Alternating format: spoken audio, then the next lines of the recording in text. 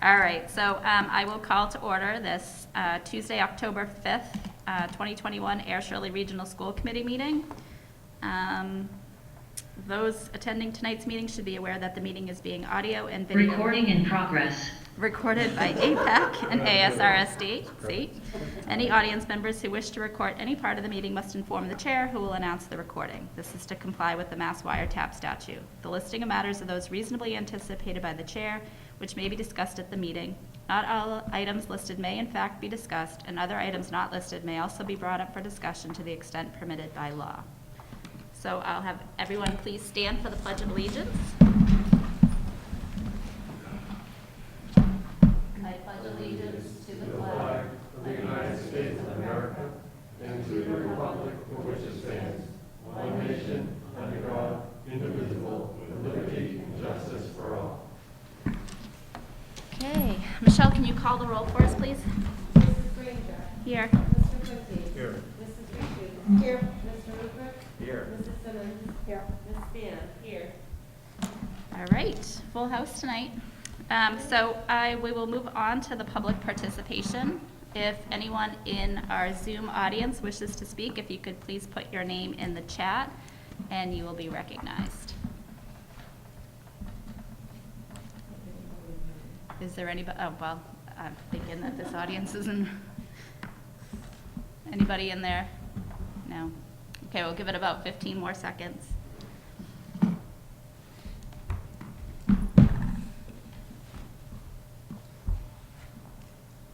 All right, so hearing nothing, we're going to move on to our consent agenda, which tonight will include the September 22nd, 2021 regular session minutes for release. It will also include the donation from Neshoba Air and Boiler Works for $500 to the Page Hilltop Elementary School to be used for the weekend snack pack program. I'm told that the annual cross-country trip is now off, so there won't. It is not an overnight, so students are going to participate and then come home. Part of that is we cannot guarantee individual tents for all students, and we don't want anyone sleeping with masks on.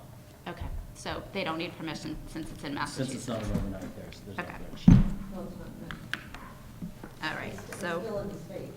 It's in the state, and it's not an overnight trip. Right, okay, so we'll just, that one, obviously, you're not approving since it's not happening, but then also a warrant memo, which I don't have in front of me.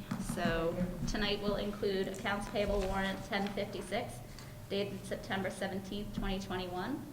Accounts payable warrant 1057, dated September 17th, 2021 for AP warrant, biweekly AP warrant, and payroll warrant 7, dated September 24th, 2021. So I'll entertain a motion to approve tonight's consent agenda. I make a motion to approve tonight's consent agenda. Second. Moved and seconded. Any further discussion? I just want to thank Neshoba Air and Boiler Works for their donation to Page Hilltop. That is a great program, and that money will be well used, so thank you very much. So I will call for a vote. All those in favor of the consent agenda, please say aye. Aye. Any opposed? All right. So we're going to move on to new business. First item is the Massachusetts Association of School Superintendents Certificate of Academic Excellence. Dr. Redknapp. Thank you. So tonight, this is one of my favorite things to do. This is great news. Tonight we have the pleasure of presenting the Massachusetts Association of School Superintendents Award for Academic Excellence. This award is presented to students who have distinguished themselves in the pursuit of excellence during their high school careers. This year's recipient of the Massachusetts Association of School Superintendents Award for Academic Excellence is Emily Granger.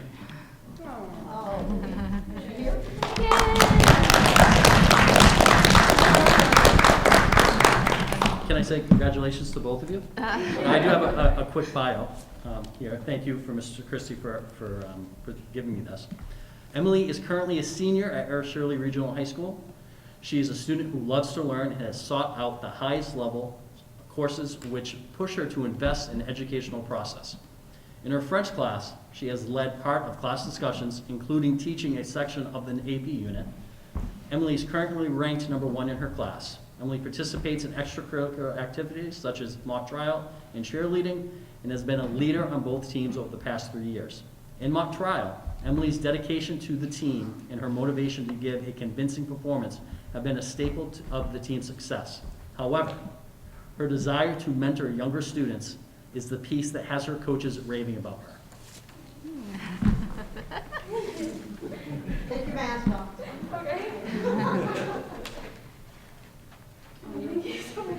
Congratulations. Absolutely.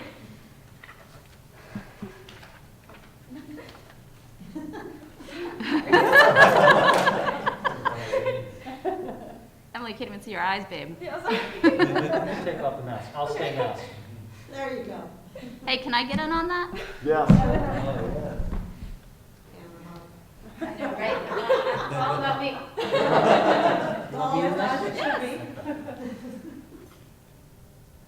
Okay, thank you. I was smiling on my mask.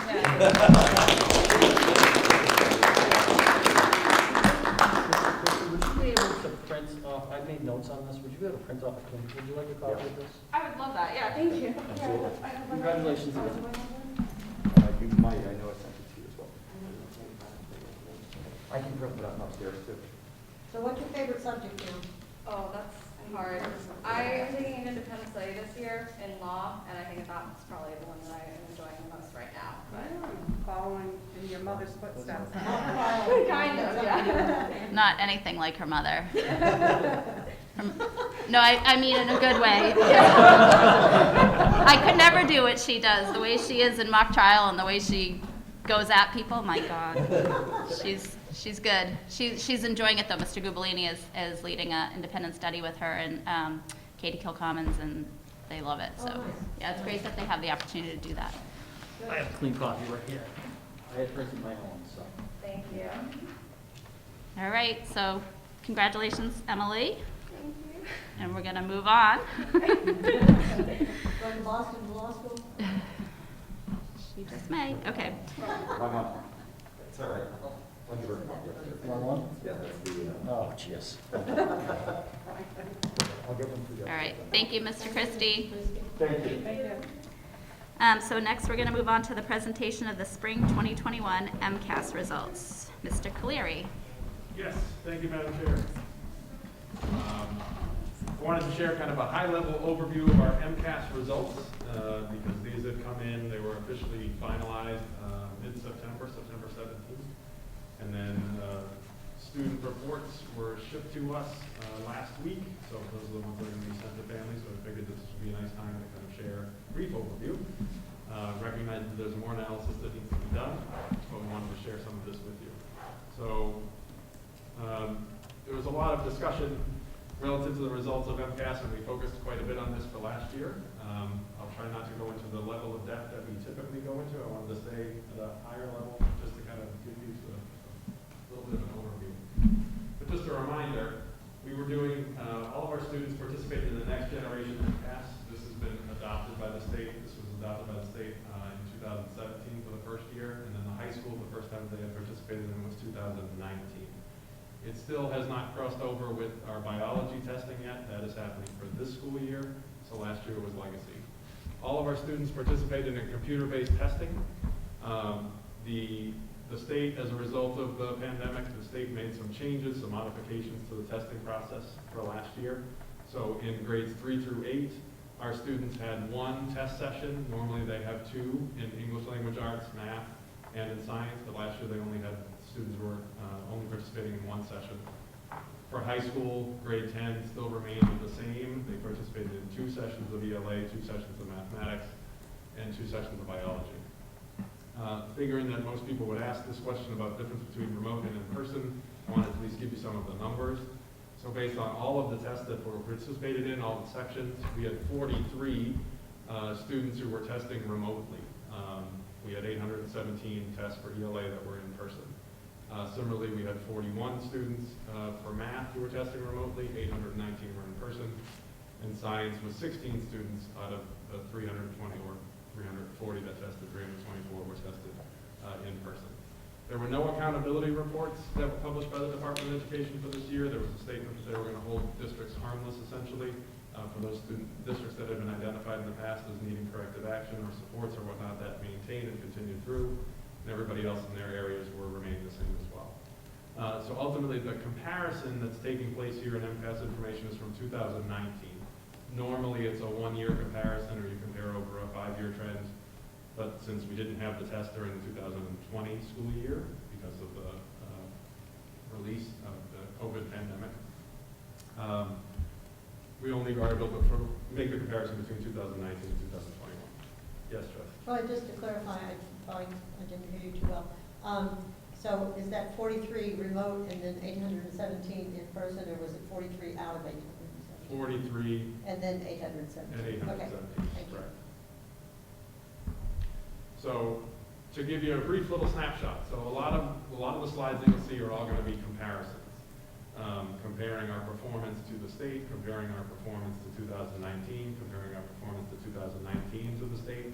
And so you'll see from the snapshot here is that our performance, so a lot of folks have talked about kind of the quote-unquote the slide that took place as a result of the pandemic. So sure, there is evidence of that. Certainly you've seen the reports on Boston.com and in the Globe, and the reports that you've seen in the news that have indicated that students have, declined in terms of their performance in general across the state, across the country, as a result of the pandemic. But if we look at some of our, from a snapshot standpoint, if you look at our performances in each of the areas, so if we're looking at our English language arts performance and our math performance in grades 3 through 8, we are hovering around the state average in terms of their scaled scores.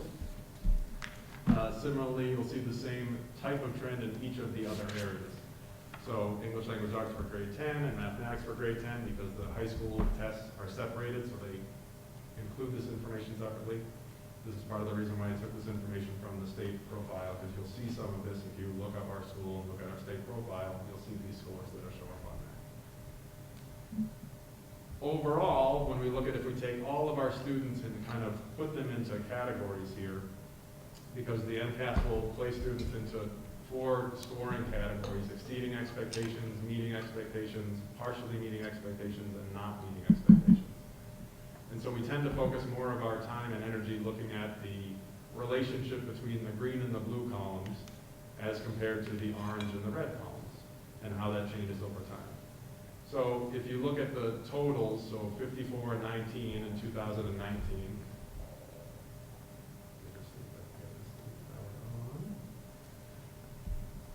this might help. So over here, so 54 and 19 puts us at 73% of the students in 2019 were meeting or exceeding expectations. In 2021, the number was 72%. So the change is not significant in terms of the change.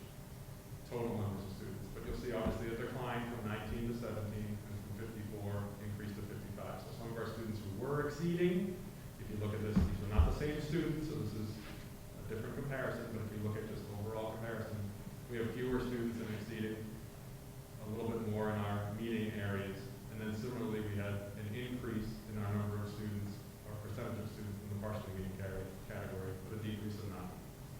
So this mirrored largely the state. The drop in the state was a little bit more significant than the drop that we had in terms of meeting and exceeding, so which was good for us to look at. So when we look at, so when I said before we're looking at comparisons, so some of these charts and this information you wouldn't have, we haven't shared this in previous presentations because there hasn't been any need to. For this year, this is a piece of, this is showing our performance changes in those 2 green and blue categories. The percentage of our students who are meeting and exceeding expectations versus Massachusetts. So when you look at this, you're like, oh my goodness, what is going on here?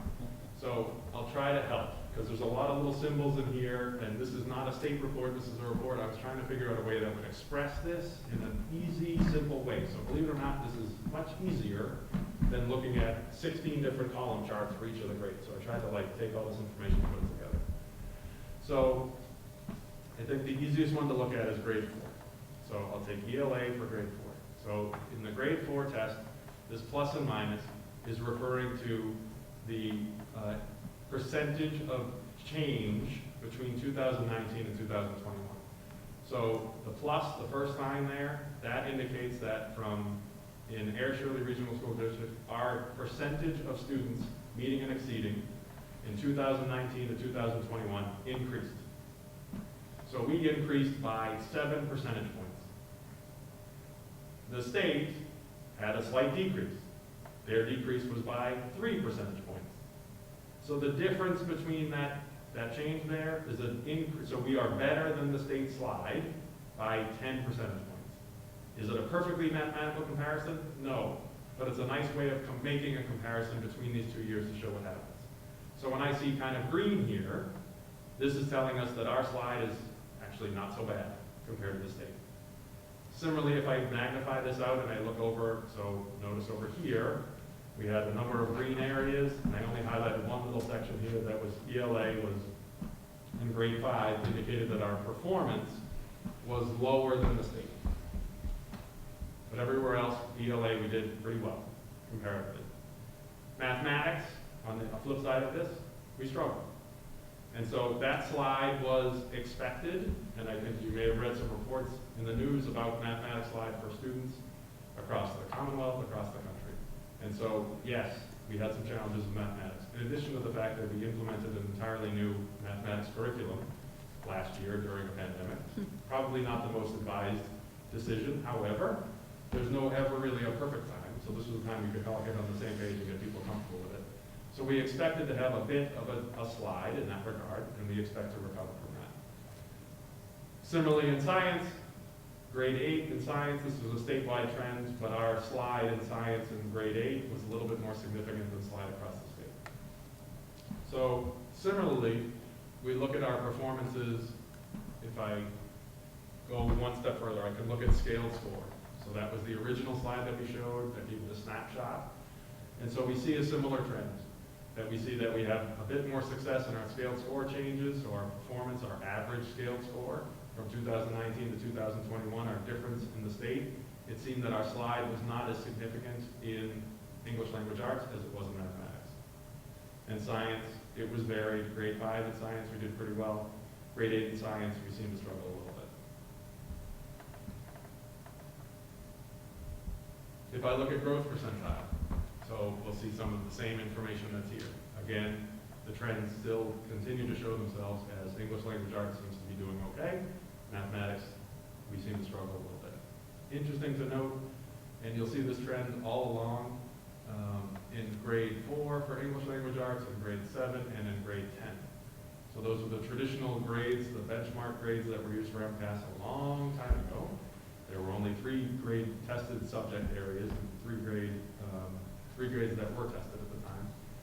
And typically, we look at those as kind of like benchmarks to see how is our elementary doing, how's our middle doing, how's our high school doing. And in each of these grade levels, we did well in English language arts. In fact, in the high school, you can see that there was an increase in the student growth percentile pretty significantly. We had high growth in our high school in our English language arts performance. Like during a pandemic, pretty amazing. I'm sure we ever scared score and student growth percentile, last piece. So as I said before, they had changed the mechanism by which they're measuring growth because there's no real way to compare student growth from 2021 to 2019. So they changed the metric. In simple terms, instead of comparing students to students, they actually compared kind of a general construct of students. To look at how students typically performed on these assessments in the past to figure out how we can establish what a growth percentile was. So what we saw here is in 10th grade and in 7th grade, we had a pretty significant increase in our student growth percentile ratings, which tells us that we're doing something pretty well. Mathematics, we have some work to do. So what we noticed, and what I think you could see from each of those pieces, I tried to emphasize as best it was, our slide was larger, ultimately in mathematics, than it was in ELA, but our trends mirrored those that you saw in the state. We continue to see, which I did not share the slides on this because there's some additional work that needs to be done in terms of analysis, but we continue to see that our subgroups still have some struggles and some gaps, achievement gaps that we need to address. And Dr. Render will be referencing this a bit more when he talks about his goals.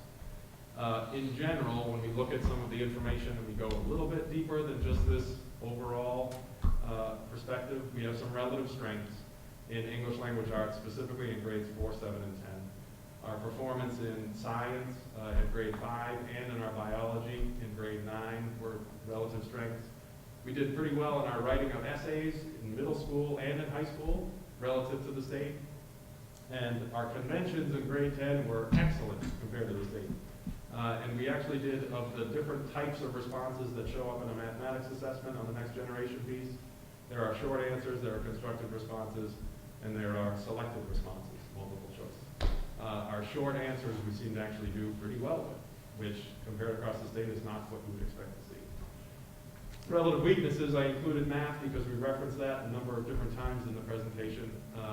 And grade 8 in science was down across the state, and that's something we have to continue to look at.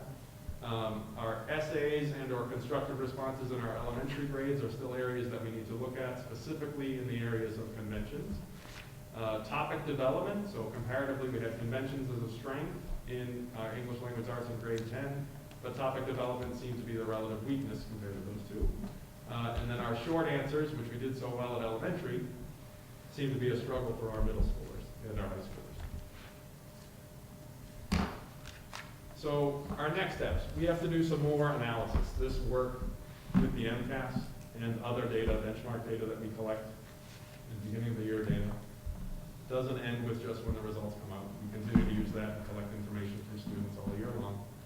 So there's additional analysis that needs to be done at the building, which is already underway, to get a little bit more information about grade levels, teacher levels, student levels, so that we can actually turn that into action plans. So as part of the school improvement planning work that the schools are doing, this is embedded in that process. We are continuing to look at the implementation of the accelerated roadmap, which Dr. Renda had referenced earlier this school year, and we've made that as part of our focus area for the district in terms of providing accelerated instruction, really teaching grade level content to our students. The goal areas, as I mentioned, will be identified in the school improvement plans.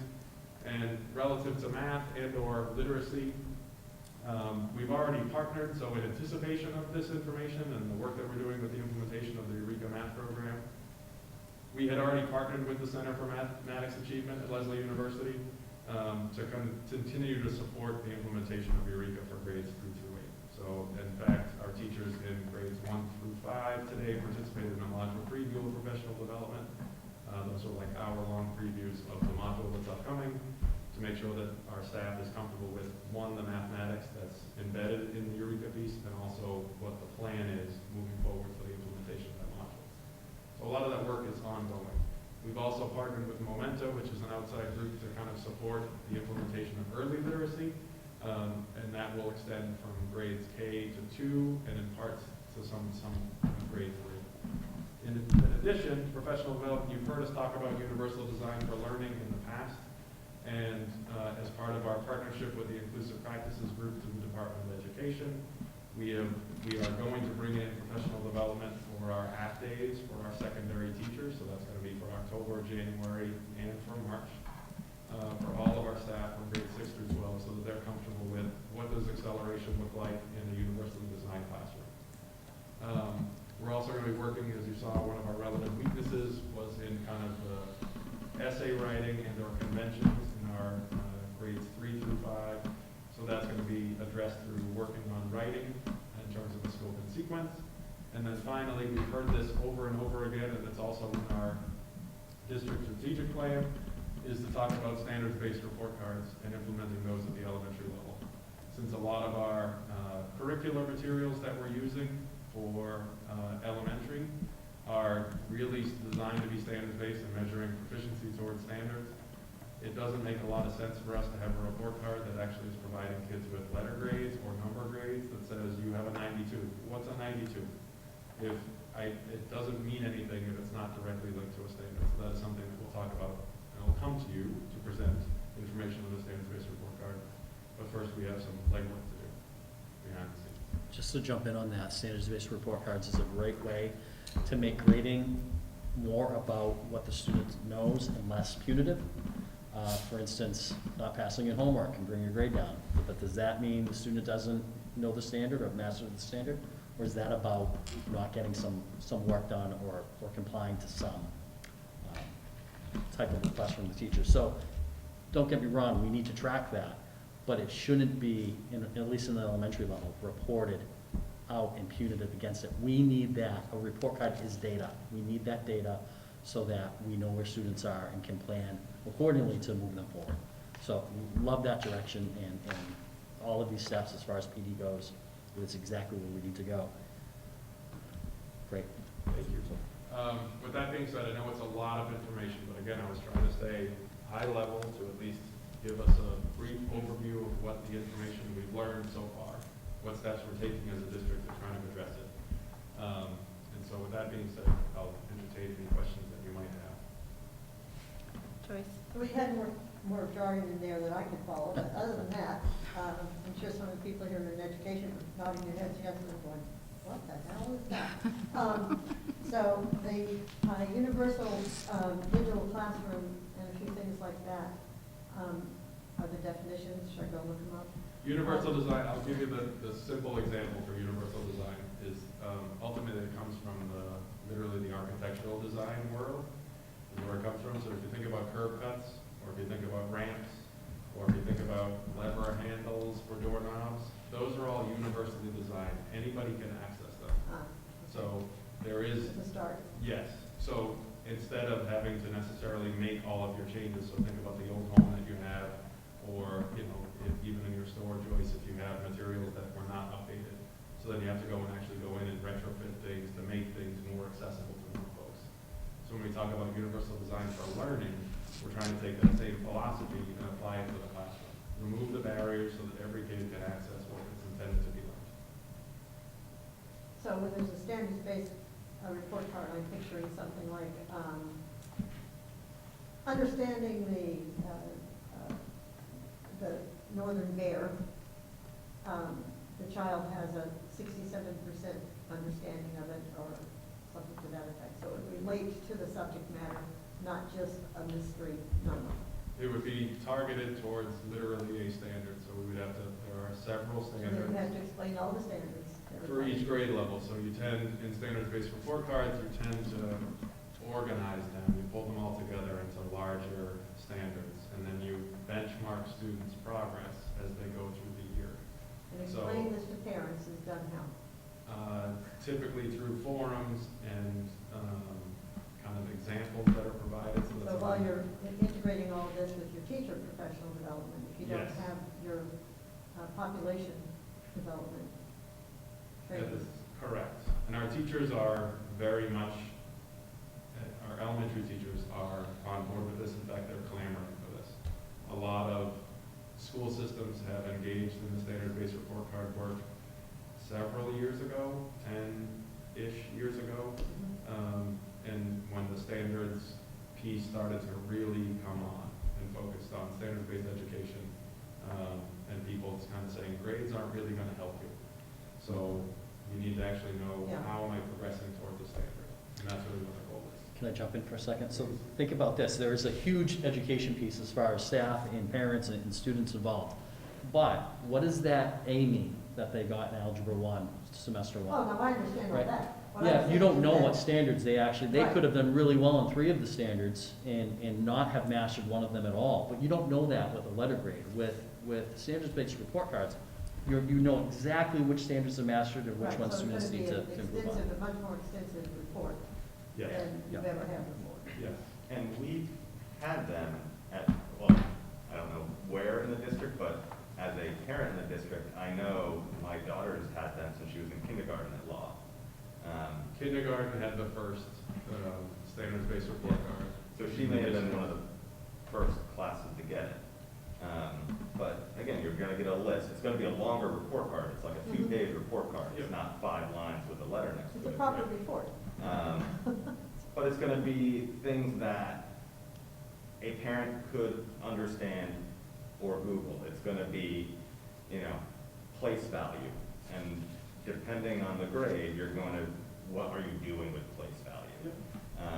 And then it's gonna say mastery, partial mastery. So as a parent, I can look, where does my student have partial mastery, no mastery, or where haven't we started the work? And I can think about, well, what are the things that I'm doing? And then in a parent-teacher conference, what you're able to do is you're like, okay, if this is the place that I need for my child in support, what should I be doing at home to be working on place value? What are the everyday activities I can do to focus on? Instead of the parent-teacher conferences that we all used to go to, which is like, they're not turning in their again, the homework example. as a chronic non-home returner. Not inner- my child, not my child. Confession time. Yeah. But I do think they're relatively accessible outside of the length, and I'm sure it's a lot more work for teachers, but hopefully for teachers, it feels like Well, we're it not talking does about work for create a teachers, more we're of a talking about bridge. advancement for students. Right. But in the grand scheme of things, it actually, Yeah. it will seem More work for the harder, teacher. it'll seem harder at first, but in the long run, it will actually be easier. Because a lot of the things that we're doing, teaching, our approach now is much more standards-based. And in fact, teachers are looking to create things that they can grade, so that the grade can be placed on a report card. And so that's where, That's why you have tests. right, and so that's where we need to really kind of like shift that to really focus on standards. It almost seems as though it would help teachers in a way to see if there's a trend in their classroom. They might spot it better when they're focusing on that. One thing I was thinking when you were saying that is, sometimes we'll have kids taking, like AP classes in the high school and getting an A on it, and then taking the AP exam and getting a 1. So parents can say, well, what do you mean, you know? So in that way, maybe it will also help with how really are we teaching these classes if we're telling students, yeah, you've mastered it, but then they take an AP test and don't, I think the intent of me putting a standards-based report card on here, if I look back at the district strategic plan, we had originally were supposed to be doing standards-based report cards in our elementary grades 2019-20, and that's when the pandemic started. Yeah. So, and then after that, it was going to be implementation, then look at the viability of doing this in grades 6 through 8, then implement, and look at viability of doing this in grades 9 through 12. Right. So there's a progression for this, and there are very few districts who go all the way standards-based, all the way up into high school. Yeah, I would think that'd be hard too, just with GPAs and stuff like that. And I mean, you those are big- still have that traditional, Correct. yeah. So, Well, class rank and going to college and all kinds of stuff. right. Raises up his head. Actually, I was just gonna say, I love that example of the AP. The example I like even better than that, though, is a student who fails a class, but gets exceeding expectations in MCAS. Yeah. How does that happen? Yeah. And it happens every year. There's some kids who just don't meet the work requirement, but they have mastered the content. Right. And what are we really doing? Do we want to measure what the student knows? Or is grades just about punishment and being punitive? So we have to shift away from that. Not that there isn't a requirement to complete work, but we need to address it in a different way. Right, yep, 100%. Erica?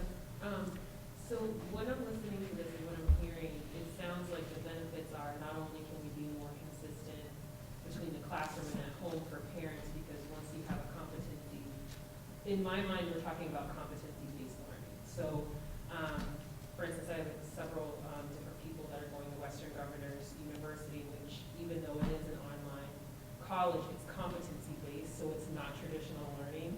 And that's what you typically see whenever there's a report coming out. It's very similar. And the benefits that I see from that at a college level, which probably would translate also at these levels, is where you say a student may be strong in 3 out of 4 particular subject matters within a classroom, and then the final one they're not. And then historically, once you're able to go through several report cards, you tend to find how the child learns. It's easier for them to communicate how they learn. And then it's easier for the teachers eventually to be able to kind of understand how to meet the need quicker. It might be, definitely individualized, but it's a little bit easier for them to think outside of the box. Does that sound like what you're saying? I just want to make sure I'm following. That certainly is a benefit, I believe. I don't mean to speak for you, but I think you're talking about metacognition in students and people being able to understand how they learn, so eventually they become their own teachers. Sure, it's feedback, right? It's taking grades from being a letter to being actual feedback so that they can use that for improvement. And then certainly you're going to notice trends in any data, which would turn report cards into actual data instead of just grades. So I would agree. And then connected to that, it's going to be competency-based. There is a whole, competency-based and standards-based are a little different, but how you're thinking about it is perfectly aligned with standards-based. Absolutely. Anybody at this end? Jim, go ahead. Last spring, Jesse was hell-bent on going through this whole MCAS thing. And I'm watching everything that's going on here. It seems like a giant accounting exercise for a self-fulfilling prophecy. Everybody knew it was going to be a regression. We come out with all this stuff, and then they basically give you a bunch of results that says it kind of sucks to be you. I mean, is there anything, they have a lot of assets and connections on our side. They've proven what we already know, that we're going to be regressed in a bunch of areas and we're going to have to do catch-up. They plan on using any of their connections and assets to help the entire Commonwealth move forward with this, or they, well, maybe we're better off if they just like back off and leave us alone. Is there any talk up there to do anything? I mean, they've proven it's across the Commonwealth and everybody knew that. Everything I'm seeing here, I mean, any experienced teacher, after a week, their first week in class is gonna know, oh, we got some work to do here, we're gonna have to cover some other stuff. It seemed like a lot of effort, and if they're not gonna do anything Commonwealth-wide, it seemed like it was a colossal waste of time after keeping our kids out of school all that time, finally getting them back, and then tell them, now you can sit down and do an exam. Unless there's some global Commonwealth response, it seems like it was a colossal waste. You know, I think the only response, and I don't know if they're connected, but there is some funding behind some of this. So we just submitted our SF3 grant, which we are using to help with the acceleration process. So, you know, are they using these results to justify the distribution of this funding? Maybe. You know, there's not a lot of surprises here, right? I think we saw it. There is some bright spots though. That the fact that we, even though we're talking about different groups of kids, we are on par with how we did in 2019 when we were in school as remote. That's something to build upon. I think it shows the tremendous amount of work that teachers and administrators in this district did last year to minimize that slide.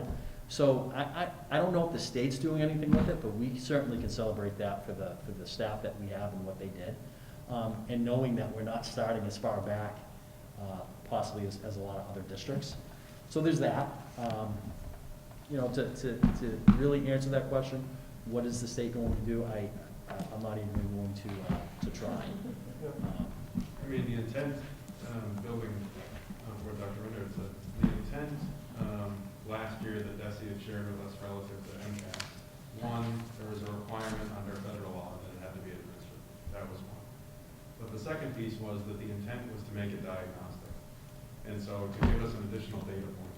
Now, we have a number of standardized test measures, but we opted not to necessarily spend a lot of time assessing kids toward the end of the year. So MCAS, because we wanted to value our instructional time. So MCAS was an opportunity for us to collect some additional information that's clearly aligned to state standards. So the information it gives us tells us specifically about areas within the standards that we might say, okay, we need to spend a little bit more time here. Couple that with what we do at the beginning of the year, we can actually make some sort of correlation between those, which is what has started to happen in each of the schools, is to make a correlation between what you learn from MCAS and what you're learning from your kids that are right in front of you. How can we blend those two things and develop like a learning plan to help support our students? That's really the intent. Is it perfect? No, certainly not. But to your point, Mr. Quincy, like that's how I'm looking at it. I keep going back. I'm like, okay, I got to take something out of this. So this is the benchmark. Right. You know, it's diagnostic information. It's helpful. It's the only assessment that we have that is aligned directly to state standards, and that's what our kids are going to be held accountable to. Good way to look at it. Yeah, I try to find the positive evidence. No. Yeah. Go ahead. I like that answer. I'm gonna go towards the negative now. Where are we, where was our district in comparison to the state around like in-person testing versus the remote? I didn't do a comparison there, and that's something I can look at. I don't know if it's actually accessible that way, but I'll have to look. Yeah, it's just, you know, for what I do for my living, I'm on an evaluation team that fully evaluates students, and we look at validity very seriously. And when you significantly change something about how the test is given, the fact you have some kids in the building and other kids at home, the validity of the overall the overall test is questionable to me. So I just want parents to be cautious about that. I think everywhere parents need to be cautious of that, and that maybe some good is gonna come out of it. And it is one little metric, but there's so much more than just a test score. And the fact is, when people are looking to buy homes, they look at those kinds of test scores. And how it was done last year after everything that happened in education for a year, I just am a little weary about it. So I can't answer that question for the whole state, but I can tell you that the districts that I know of personally, we had a very low percentage take the test at home compared to other districts. Other that I know. places. So I'm gonna make an assumption, that would be a trend, and that's pretty low. It was, I know schools, individual schools that had more in-home testing than our whole district had, Yeah. so. Yeah. I don't know that for sure. I would doubt that the state will give us the data of at-home testing versus in-school testing. I don't think we'll ever see that. But we can do that analysis for ourselves. We can look at our students who took it in school and took it at home and do a comparison. Now, it won't be a very fair comparison because the numbers are so different. Right. But we can certainly look at that, and I think we probably have assumptions on what it's gonna say, but we'll keep that to ourselves until we actually know. Yeah. Don't spend a ton of time on it. I'm actually, I'm pretty interested in Yeah. that data also. Yeah. The point of at home versus in school, last year we had students with different models. We had students who were full-time remote and students who were hybrid. Have you looked at the difference between students who had those different experiences last year? Not yet. And I think it's a reasonable thing to look at. The reality is the numbers kept changing and our students kept changing throughout the year as much as we have that information. I'd have to look. It's something I can look at. And I would say that's more curiosity, because I imagine that's happened already. We're not doing fully remote moving forward. So personally, I wouldn't have you try. Yeah, I was just gonna say that. That was more of a like, if you've already done it, I would be. We haven't yet, only because the first focus was on kind of standards, and a lot of times when we go into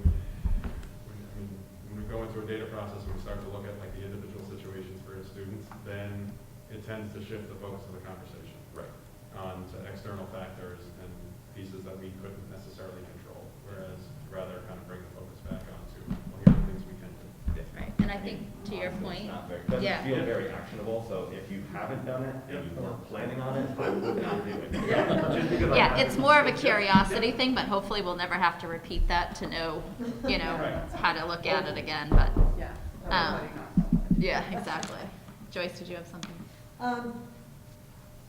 So if I'm in an instructional group and I'm doing the standard-based reporting, I would feel that, if I gave everybody the math test and, just out of the usual kids that are there, whether you're taught anything or not, you're gonna get A's, B's, C's, whatever, 90s, 80s, whatever you wanna call it. Right? I would think that if you have this in an instructional group, then you say, wait a minute, how many people didn't get the full standard? And it's going to be a pretty easy collection to make. And then, what is your next step? What do we do now? Yep. Okay. And do we start working on that as a standard way of doing things? So like, I'm gonna have four fourth grades. Well, we could have 8 fourth grades, we put them all together, because we're teaching the same standard, so it shouldn't even matter if it's in 2 different schools, right? And then you can say, okay, we see that these standards aren't being met. We need to either diverge what we're teaching totally. Do we need to stop? Because we're trying to teach a standard. So do we need to stop at this point and regroup and now work on it again? And will that happen? Yes. So the short answer is yes. That's the work that our That's a good teachers, answer. that's the work that our teachers are already doing. One word of caution is that standards for mastery are not, every standard is not gonna be mastered at the same time during the year. So the first time you teach something, you may Well, even at assess the end of it. the year, is your goal That is then? the goal, yes. Okay. That is And the so to goal. keep working on that goal within, and of course, I think we probably started with the standards in 1995, 6, 7, because I went to a bunch of those Yeah, standards. I mean, standards Listened came to out, them. when Ed reform got passed in '93, that's when the first Well, the iteration of first standards came out. conferences Correct. were, I think, 2 years later. Yep, so our most recent ones are 2018, 17, 16. Mhm. So it's the latest versions of I those. mean, it's only taken 30 years, you know, Yeah, to help. it takes some time, yep, to update. Anybody This else? is quite interesting. Anybody? It was interesting to see the math trends, particularly around the constructed response items in elementary. And so it seemed, so performance in math seemed lower than ELA, the dip seemed greater. It feels promising that in elementary in particular, we had that bright spot among constructed response. Any hypotheses about the impact of curriculum in 3 through 8? Right, so Eureka got implemented last year. Yep. Stronger math curriculum, Yep. generally particularly with conceptual, like, are we attributing to that? Are there other things driving? And, you know, I think I'm attributing it to a couple of things. One, the implementation of a new mathematics program. Inevitably, whenever you implement something new, all research will show that you'll have some sort of a dip to start with in your performance. So I expected us to have a little bit of a dip. But number two is the scope and sequence for that was developed in its first year last year. And the reality is that there's no such thing as a mathematics program or frankly any curricular program that is aligned perfectly with state standards. So everything has to be realigned. So we had gone through some of that work last year, and the scope and sequence that we followed probably wasn't the most helpful one to follow, even though we made changes and whatnot. I think our instructional model impacted us as well. The fact that we were in, especially at elementary, with our half-day model, and I wouldn't change this for the world, frankly. Like the fact that we got kids back to school in September 16th in 2020, I was like celebrating cartwheels. So, and our models were structured in such a way that we didn't have as much instructional time with kids. And we're expecting kids to learn new mathematics completely asynchronously on their own at home, which is not necessarily realistic. And so by the time we got all of our kids back in April, or most of our kids back, then we started to see some more progression. The kids were working on this. I expect and predict that through a year of this year, you'll see pretty significant changes and improvements moving forward. I guess my question was more along the line, like, if, was it 3, 4, 5, we saw higher constructor response, middle school, we saw lower. Yep. You know, 3rd and 4th graders have seen Eureka for Yes. a year. Those other students haven't had that sort of Correct. curriculum, and is that what we're thinking is that driver, that difference between current middle school versus elementary? Or are there other things, or is it bigger could than be, just yes, that one it thing? could be for sure. And this was part of the reason a few years ago when I brought Eureka to this group to say, this is what we'd like to do. And a large driver of that was that kids were moving from one mathematics program with a completely different vocabulary and focus and importance into another one in middle school. And so our kids were coming into middle school with very different experiences, and then they had to learn all the vocabulary, methodology, techniques that Eureka affords that really builds conceptual understanding for kids that they were missing. So I expect that we are going to see improvement across the board as we continue to go through, the longer that we are implementing. So that's my short answer. So I'm just going to go ahead and agree with that. Yep. Having implemented Eureka in 2 different schools, it's absolutely the right program, in my opinion. But it's difficult, and it takes not only students but teachers a while to understand how to teach the program. Unpacking it that first year is a ton of work, and our teachers did it virtually, right? So I would expect this year to be much better. There's training already happening. I mean, I can tell you that I breathed a sigh of relief when I'm looking at the curriculum professional development that is happening in this district when I came on July 1st, because to me, we're pulling all the right levers.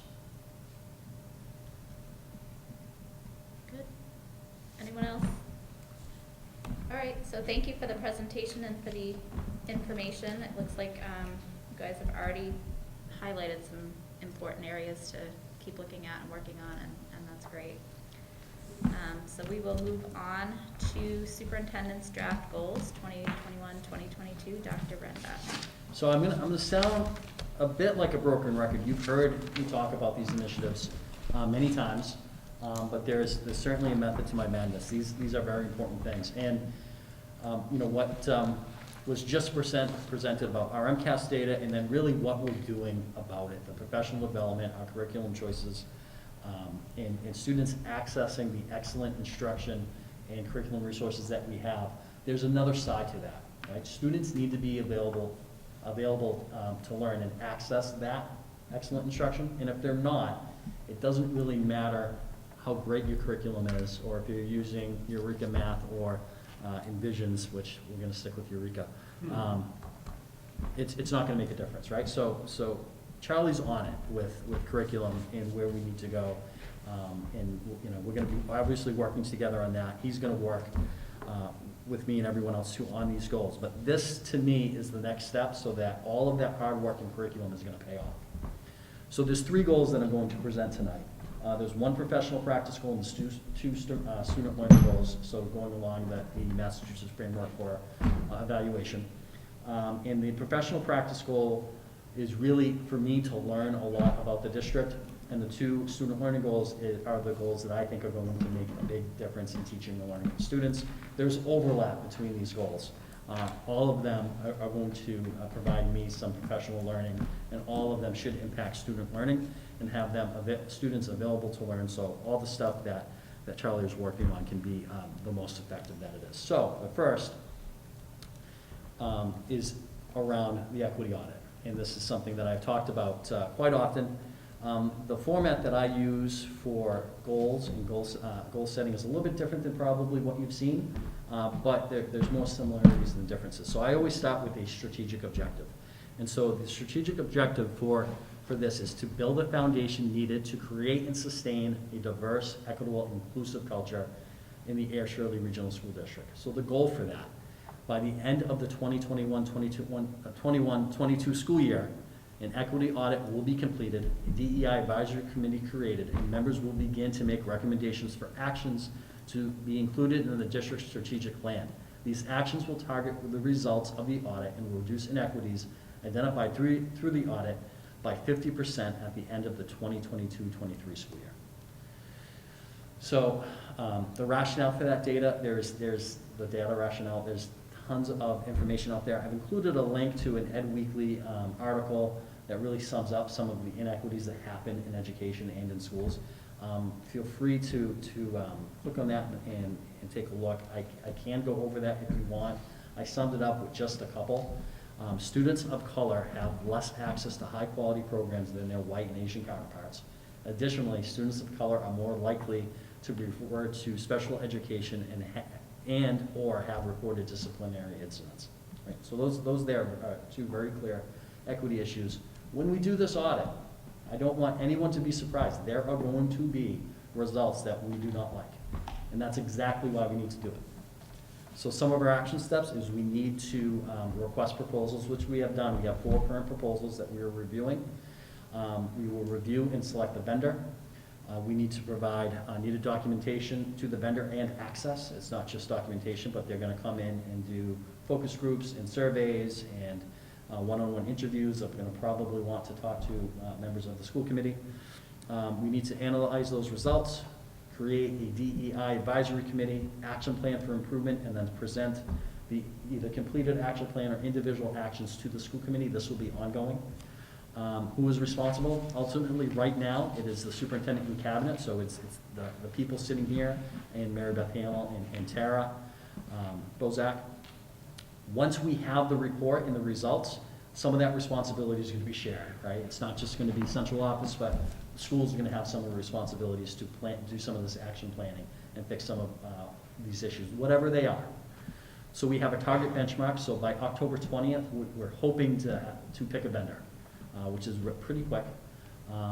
We have what I would say 3 very strong proposals and one that I don't think is as strong, but I'm not doing this in isolation. There are people that are gonna have input. Other dates for actions really can't be determined until we have the results. So once we have that, we will update this goal and present that to you. By the end of the year, we plan on having an action plan completed and ready for implementation for next year. And the evidence of the change in practice will be that the action plan is actually implemented and we can physically see this happening in the schools. Any questions on that goal? Okay, so, One question on the SMART goal. So without knowing what inequities, so the second sentence, without knowing the inequities that the audit will present, setting a goal of 50%. yeah, it's ambitious. You know, you're just, Yeah, well, it could be ambitious or it could not be ambitious. That's true. So like, is it, So I'm making some assumptions of some of the things that I already know are inequities. But you're right, without having the report in front of me, that is hard to put a percentage on. I did, because do if you I have like didn't an put a percentage on asterisk there, it, knowing that could shift as the. absolutely. Once we get the results, we will update, and that will update also. You know, I did put a percentage in today because I want to at least address 50% of them, because I want it to be a SMART goal, I want to be able to measure it.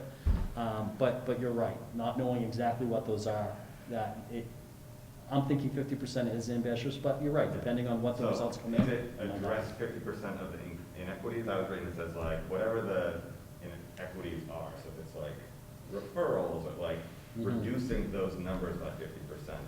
Do you have a sense for? That's a good point, we can update that. So, let's come back to this, Okay. because I think the next two goals will address some of those questions. Great. Because to me, the next two goals are the most glaring inequities that we have. I think the other, I read the same thing, the numbers kind of jump out at me, but I think it's important to recognize it's not his first rodeo. See, he's coming in a different place. He's actually seen these audits and how they play out and certain trends. He's been around for a while, and he has, not that he's going to follow waters, you know, the audit's going to be done openly and fairly, but you can probably anticipate some of the areas that they're going to have to address. I think maybe there's somebody on the committee that has some other experience with diversity on it. I don't, and I know you might be the only person in the room that does, so it's probably a little easier for you to handicap it. Well, I think so. I think having participated in this in my past district and actually done some of these for other districts, there are certain things that you notice right away. And so two of those, and we'll get into those goals, is our co-teaching inclusion model. That's glaring to me, right? And so that is probably one of the first things that they're going to notice.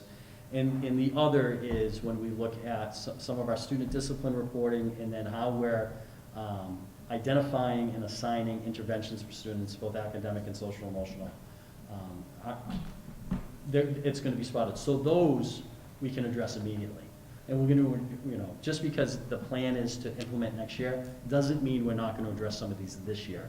So when I have 50%, I'm thinking of what I'm already seeing and what we can certainly implement. But you are correct, without the plan, that is an arbitrary number at this point. But we will update that once we have it, and it will be more valid. So I do like your point, though, about as far as the discipline referrals. Part of the issue with that is how we're tracking discipline referrals, right? So that's an issue right now. It's not happening the same way everywhere, which one of these goals will help address. Joyce, can we just hold, I'm just gonna ask Sure. Dr. Brenda to go through them all, and then we can address, because I think, Sure. like he said, some of them are gonna lead into each other. So, Dr. Well, Brenda. that's what I was thinking. So the next is really about co-teaching and inclusion, and the strategic objective is to expose students, especially special education students and English language learners, to grade level curriculum with appropriate entry points. So the goal is the Air Shirley Regional School District will plan a co-teaching inclusion model of instruction for special education and English language learner students. This model will provide appropriate entry points for learners to begin to flip the model from remediation to acceleration.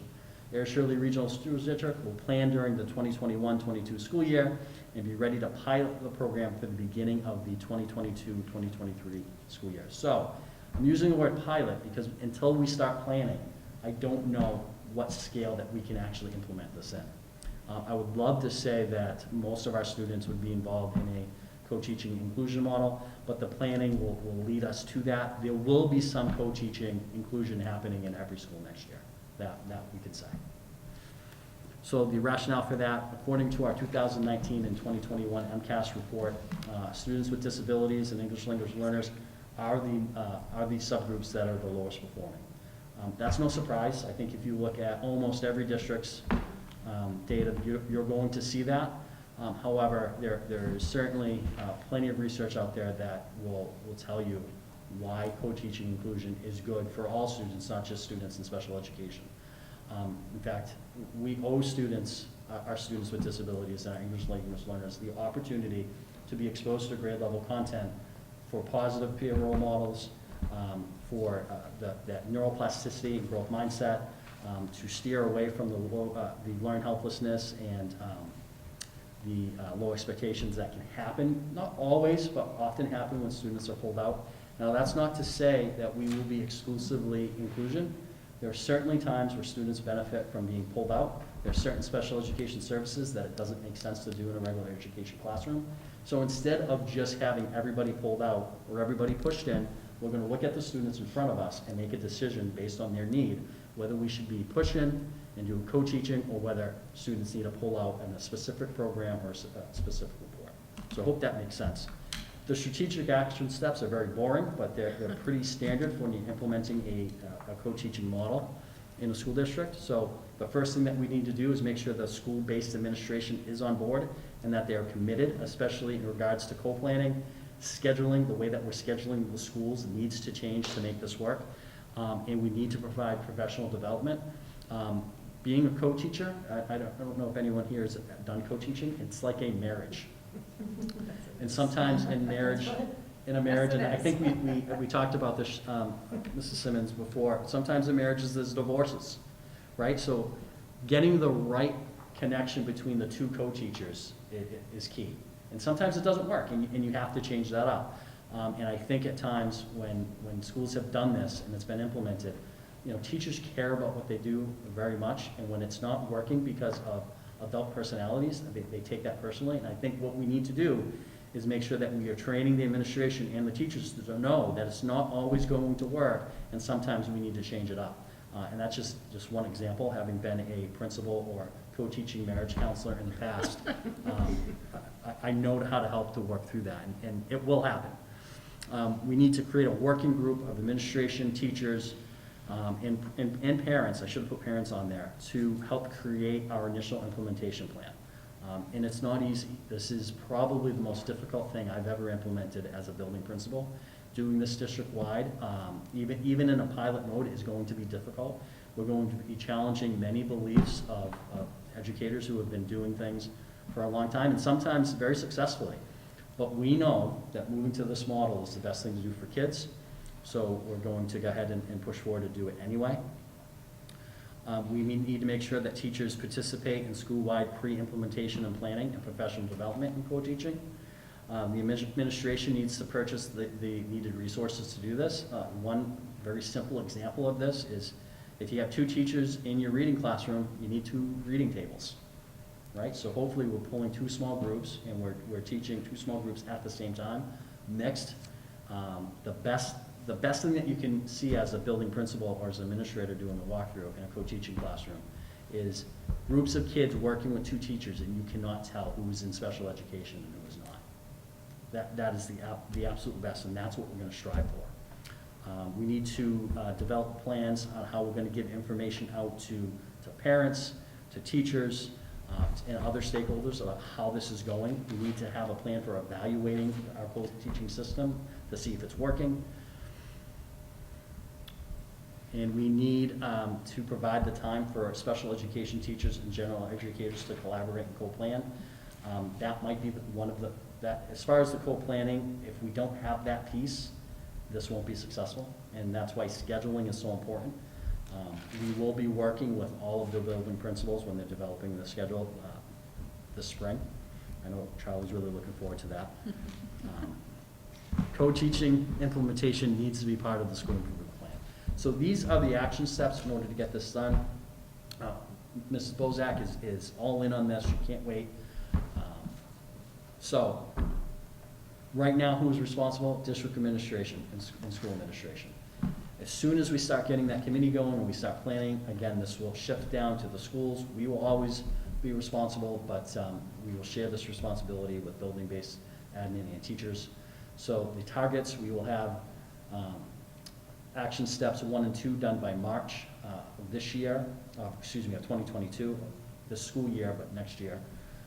Steps 3 through 5 will be done by July 1st of 2022, and steps 6 through 10 need to be done by August 15th of 2022. By end of the year, the initial plan and training should be complete. And what we're hoping is at least 33% of our students will receive their instructional special education EL services through a co-teaching inclusion model.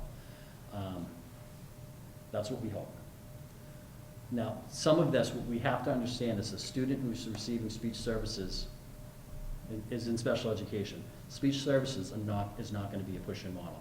So the reason I put instructional special education in there is because if you're on a special education for reading or math, co-teaching makes, or science, co-teaching makes sense.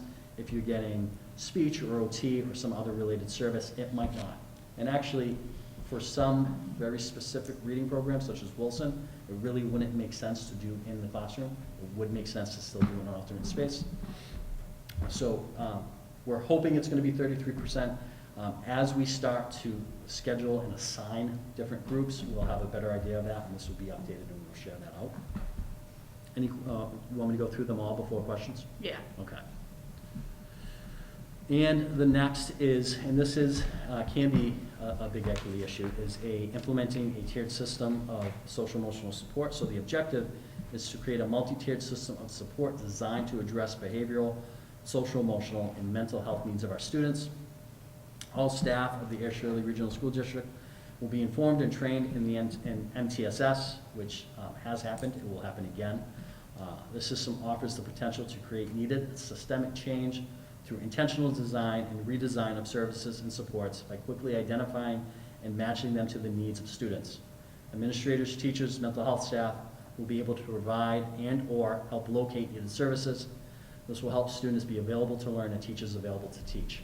I would expect this to reduce classroom disruptions by 50%. So that is referrals, which we need to find a better way of tracking.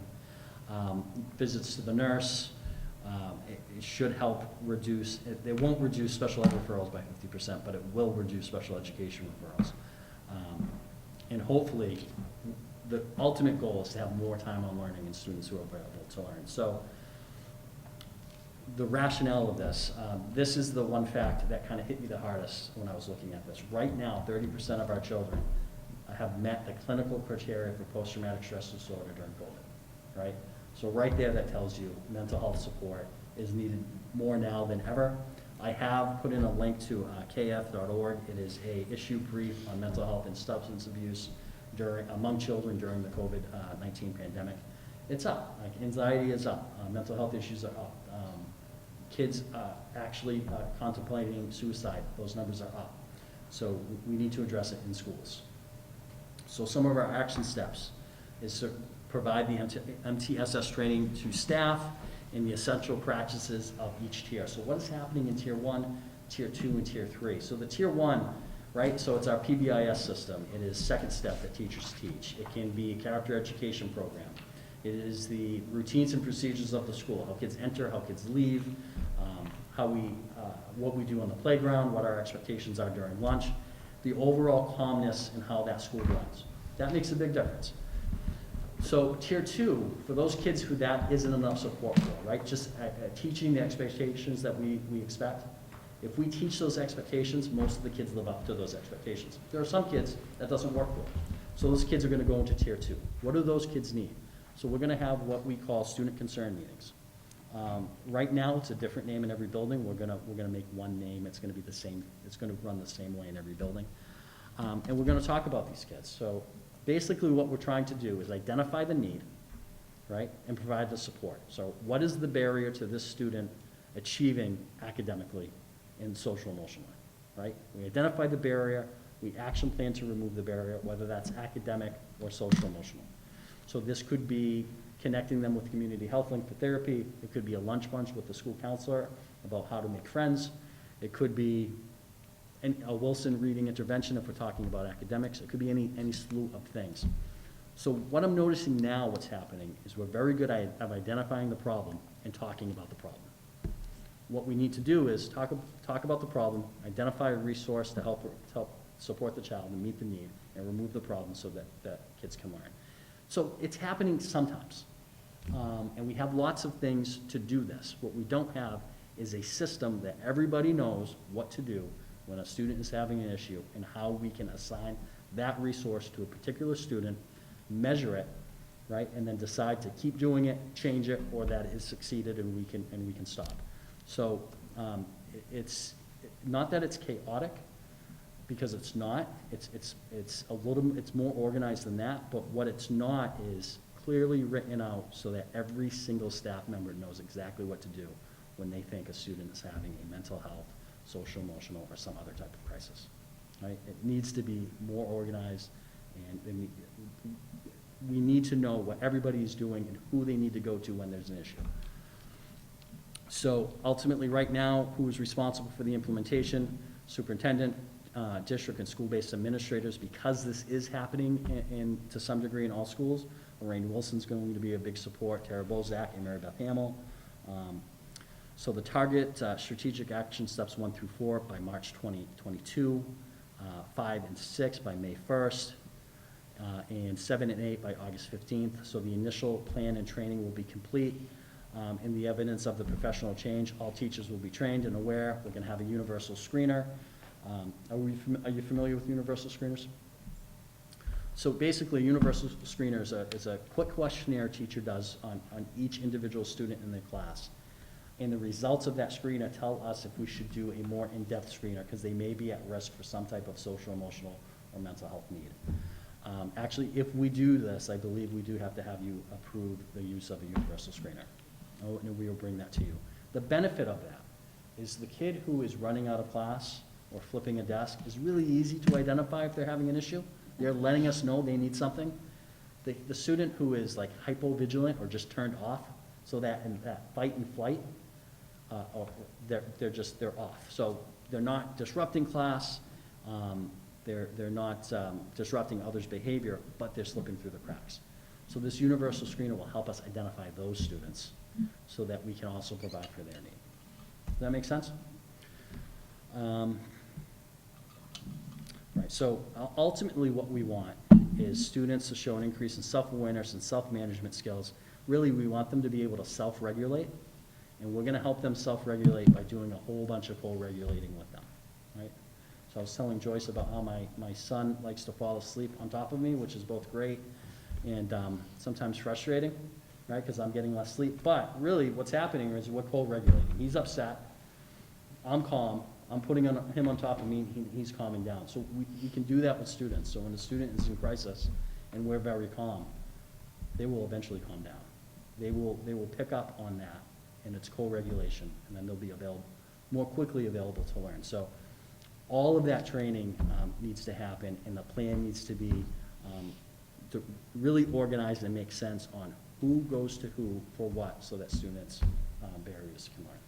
So I was a little bit all over the place on that one. I'm very passionate about tiered system of social emotional support. I know the difference it can make in a school and how quickly it can happen. So I'm open for any questions you may have. Just a few comments. Yeah. I co-teach, and I'm on my third marriage. And it wasn't that. It's the comment of the night. Yeah. It wasn't that, it wasn't working. One teacher went a different direction, and then one left to have a baby, and I'm on my third this year. I would say that the co-planning, and as much as possible before you start the pilot, is incredibly important for it to be successful.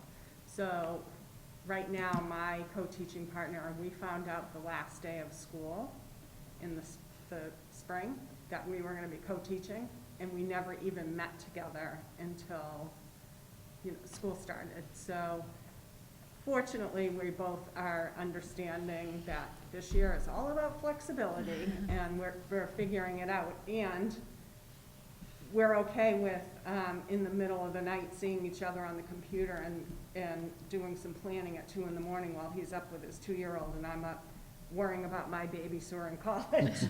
So, but that planning piece is really important. And what we did when we piloted it is we spent a good chunk of summer, so I don't know if there's funds that can go into that partnership and putting the time in over the summer. But then you have to do the scheduling, you know, which, good luck with that. That can be a nightmare, but once you do it, it works. And people have to buy into it. Both people need to want to be part of that.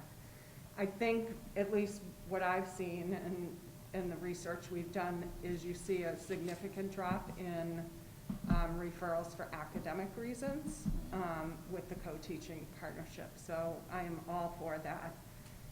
We have seen, as everybody has seen, an increase in issues with emotional wellness. And this was happening, there was an increase in concern before COVID hit. And since COVID, you know, certainly there has been a huge increase. And it's not just the kids, it's their families, it's their friends, it's everywhere. So while I think certainly co-teaching and all that can help with behaviors and social emotional pieces in school, it's so much more complicated than that. And then there was one more thing I wanted to say. I mean, now I can't remember. Well, while you're trying to find that, I really think co-teaching is if it belongs on the tiered system of support. Yeah. But that's part of the tier 1, right? So it should be offered to everyone who can access it, right? So we owe it to our students with disabilities and our English and English learners to be exposed to this grade level curriculum. It's the right thing to do. And even in a very raw model, we're gonna see improvement. Just the fact that we're paying attention to it and they're exposed to grade level curriculum with appropriate entry points, we're gonna see students performing better academically.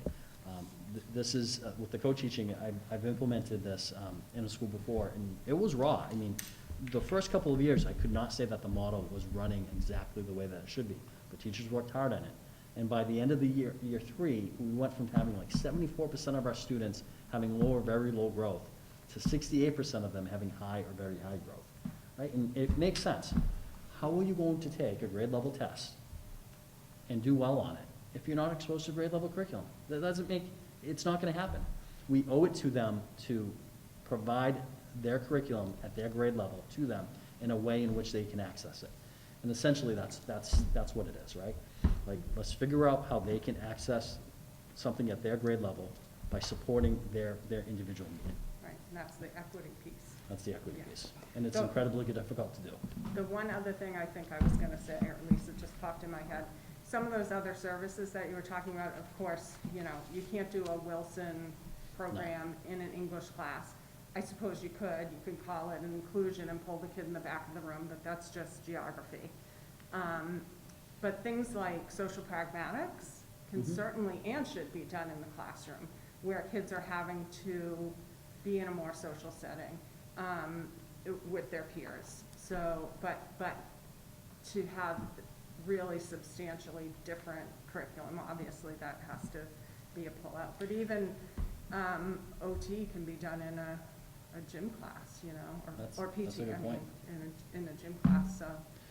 You know, I like the social pragmatics example, because there are many kids who aren't in special education who could benefit from some social pragmatics, and what a nice way to be able to do that without a full evaluation in an IEP, right? Right, especially now with how kids can all be in the same room and nobody's talking to each other, they're talking to each other through their phones. And we've all seen that with our own kids, and, you know, like, why are they so quiet in the basement? Because they're literally texting each other from across the room. So it is something I think is beneficial if you can pull that into the classroom as well. Yeah, good point. I find this is a kind of a natural progression of where we started. Part of our time was financial, but we brought in a lot of programs to take kids that are out of district and create our own programs to try to include them in the school community. You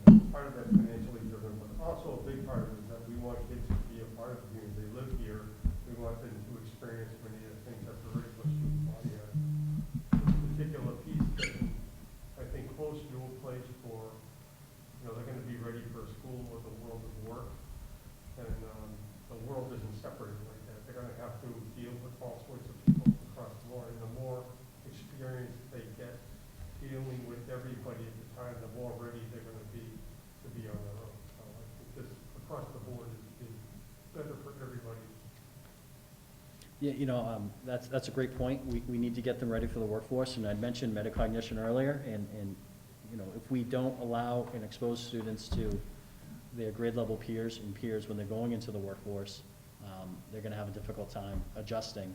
Not only that, if we don't give them the opportunity to be exposed to grade level curriculum and figure out how they learn themselves, they can't become their own teacher, which is just gonna make adulthood, as you know, we're all our own teachers. It makes adulthood even, more difficult.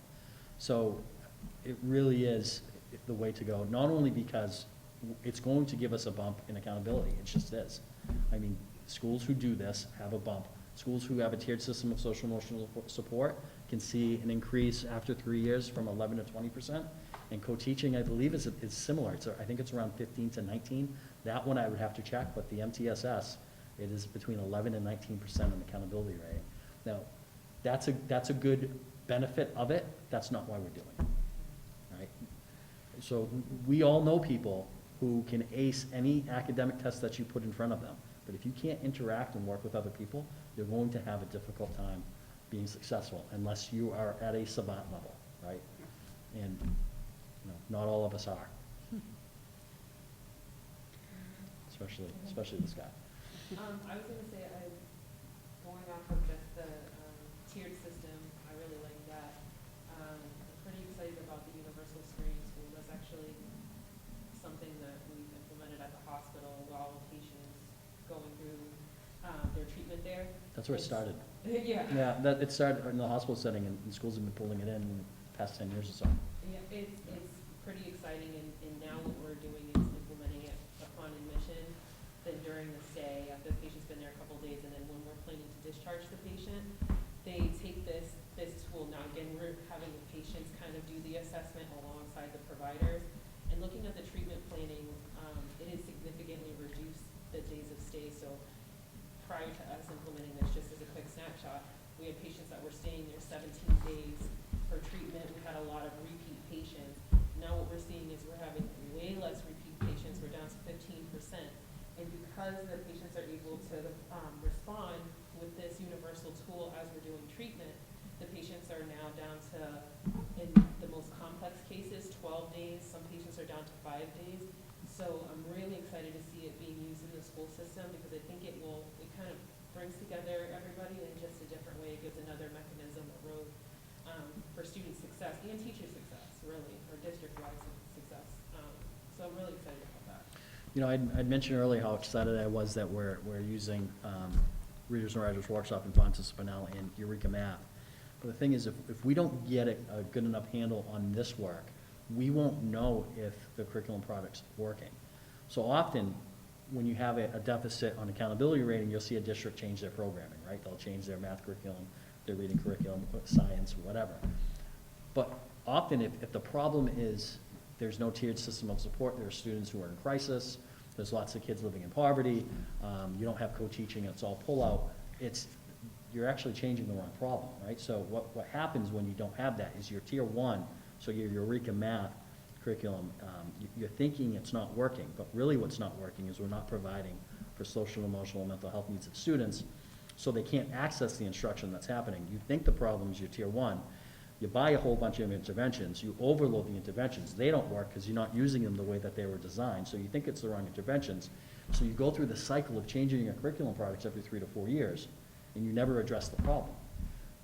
If you address and to provide supports to students, we're gonna do better with the curriculum products that we have because they're excellent, but we would do well with even mediocre products because our students would be available to learn and be more engaged and have close relationships with their teachers. All of these things will lead to a better overall human being. I'm really excited about it because we've made good choices in what we use for curriculum, in my opinion. So I think when we get these two things really moving in the direction that we need to, it's just going to be. I mean, this is already a very positive and high-functioning district, but I think I think we can move that to the next level. I'm extremely excited about the two initiatives between our curriculum and our social, emotional, and mental health supports. This is going to be great. Liz, did you have anything? This is. I do, but you can go ahead, please. So I have a question that I just don't know what it means, so, and then I have something else. But S3 Academy is, The S3 Academy is a academy through Boston College and City Connects. So it is provided free of cost through the Rennie Center, and City Connects through Boston College. DESE foots the bill for this. And what they do is actually train our student concern team members how to run really efficient, effective meetings. I haven't been in meetings in every school, but what I have noticed what happens is and this is, most schools do this, right? We identify a need of a student, and then everybody kind of restates the problem, and we never get to an action step. It teaches you how you state the problem. Does everybody agree that's the problem? Is there anything else we need to know? Okay, good. How do we solve it? Who's it assigned to? When is it done by? Efficient How are we gonna check on it? Because when you're talking, we're not a large district, but, if you're talking 348 kids in a school, I think that's our smallest school, and you have to talk about 30 kids, that's a long meeting. I have said it on some sped evaluations, and I'm like, okay, so how are you gonna do? You just spend an hour saying that the kid was, off the wall, but in Right. every aspect. And what does that do for you, right? It doesn't solve the problem for the kid. And so the question is, why is the student off the wall? And how do we meet that need so they're not off the wall? And did it work, right? So it's just shifting. And they teach you how to do that. Now, I've been involved in that academy before. It's, you can do it for 1, 2, or 3 years. I think it's beneficial. It takes a lot of emotion out of the meeting, and that's difficult to do because you're talking about kids. And sometimes you're talking about really sensitive topics and heavy-duty stuff. But the bottom line is, we can't just restate the problem, we have to do something about it. Or if we can't do something about it, who can? And how do we get them to do it, right? So if the family is in crisis, what can we do for the family? Well, we might not be able to do it, but can we connect the family with this resource who can do something, which will then help the student, right? So I don't know if they'll accept us into it. I don't know if we'll meet their criteria, but I'm going to try to pull in some favors, some pretty good connections there. The other question I have here, since with the critical state that the world is in now, and since we probably should be doing this for all the parents, forget the kids, then it'll all be better.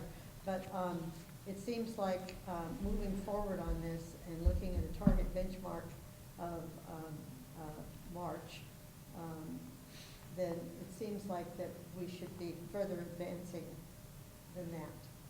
It seems like, what is our progression to March that improves this? So you are talking about the tiered system of social emotional support? I'm just talking about your 1 to 4, the training for the training, working with SEL and identifying current supports in each tier, and identifying current progress to identify assigned support to students. So just to be clear, you think that should happen before March? I think that this is critical times. It is. Every kid is only. So it's important to remember that a lot of this work is happening right now in the district. I It's think that's just, what I need to understand. a lot of the work is happening. Most of this work is happening. We don't have a universal screener. We don't have clearly defined tiers, but the work's happening. We just need to make it organized so that we can track it, make sure it's effective, and when it's not effective, change it. So just because the target benchmarks is at 1 through 4 done through March does not mean that there are not student concern meetings happening and that we're not assigning different supports for students. That is all happening. It's been happening in schools since forever. Right. We just need to make it a more happen in a more systematic way. Does that make sense? So I mean, some of these goals, you need to be, that the progression is as more important maybe than the target benchmark. The progression, like what do we, there should be smaller steps in there, I guess is what I'm trying to say. Okay. Particularly at this time, I don't meet anybody, and I meet a lot of people every day, who don't have some level of depression. These are all adults. And the kids are going home with these adults, we can't, we have to be the target on this. Maybe it's not possible, maybe because it's really hard to bring people along in something.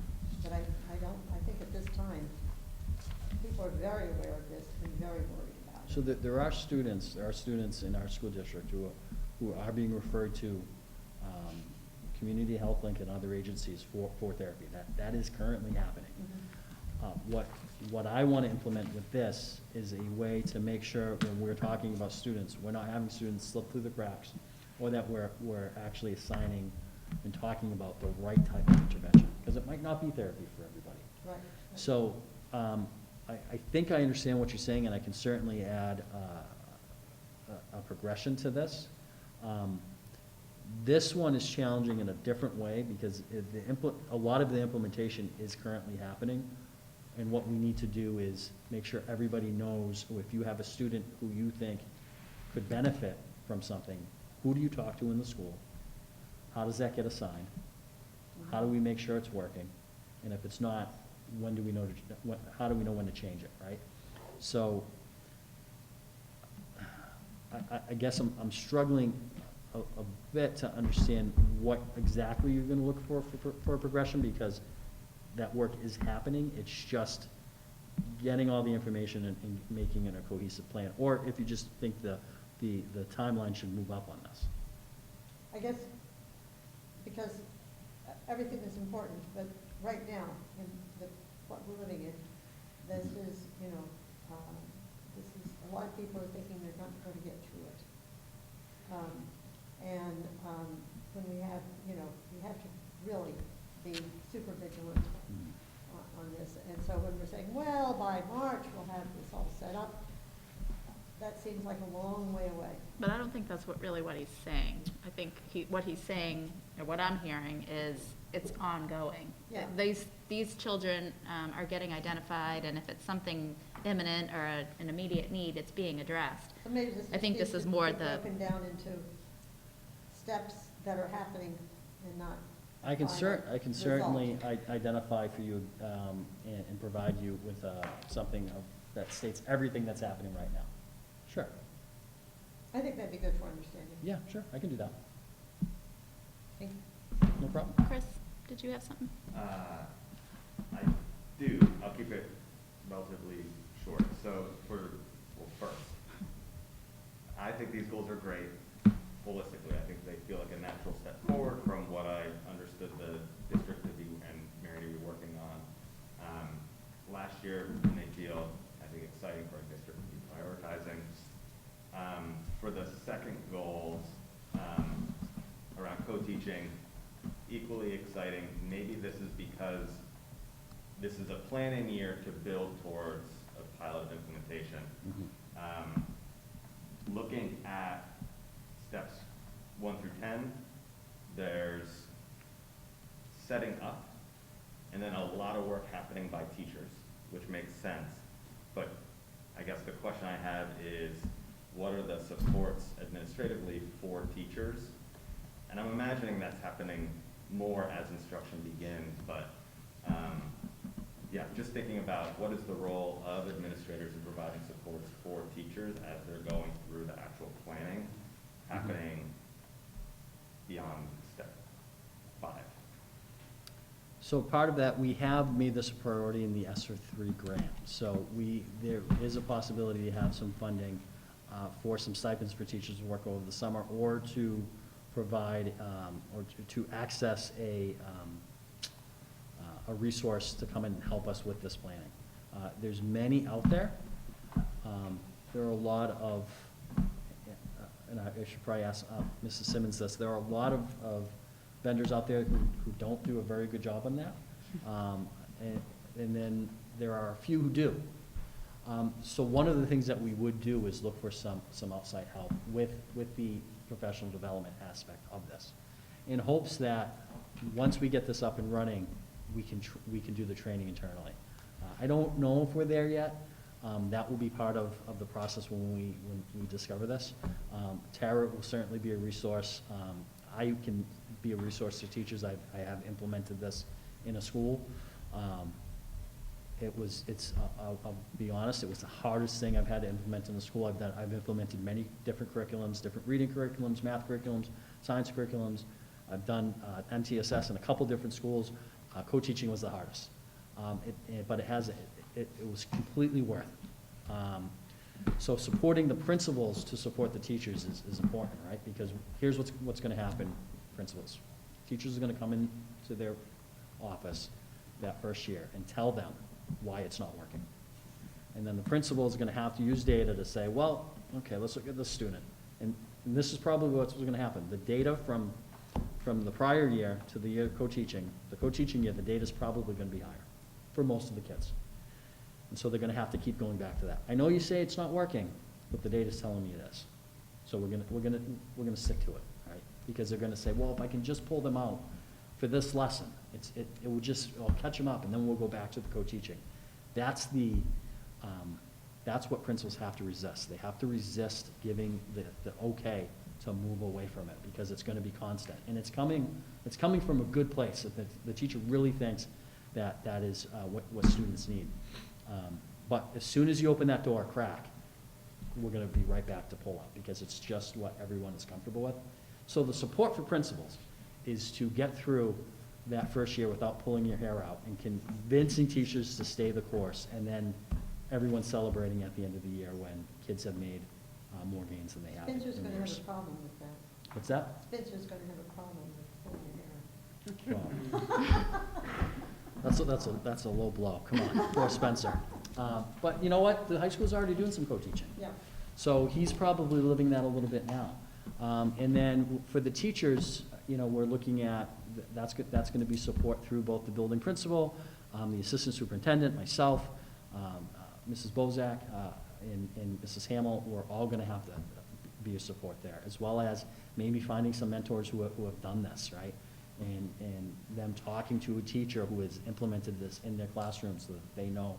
We talk about counter narratives for kids, and talking to someone who looks like them, who've been through it. Well, we need to provide that for teachers who have gone through the co-teaching and have gone through those emotions. Because really what we're asking teachers who have never done this, right, is to abandon what they've done for maybe 20 years, say, that was the wrong way. You need to do it like this. So there's a whole mourning process of putting to rest the practice that you did. So you're right, it's very complicated. There's a ton of support, but really we're going to address those things during that plan. And if we need to hire outside resources to do that, we will. My guess is we're going to have to hire some help for this. We're not going to be able to provide all of that support and training ourselves. And I think, again, I think the plan is good. I think the work that I'm thinking about is really the work happening in 22, 23. I think you named it. This is going to be really hard for teachers. Teachers are going to be doing the bulk of the heavy lifting. What are the things that our district can do, school board? So the best thing that we can do for them support.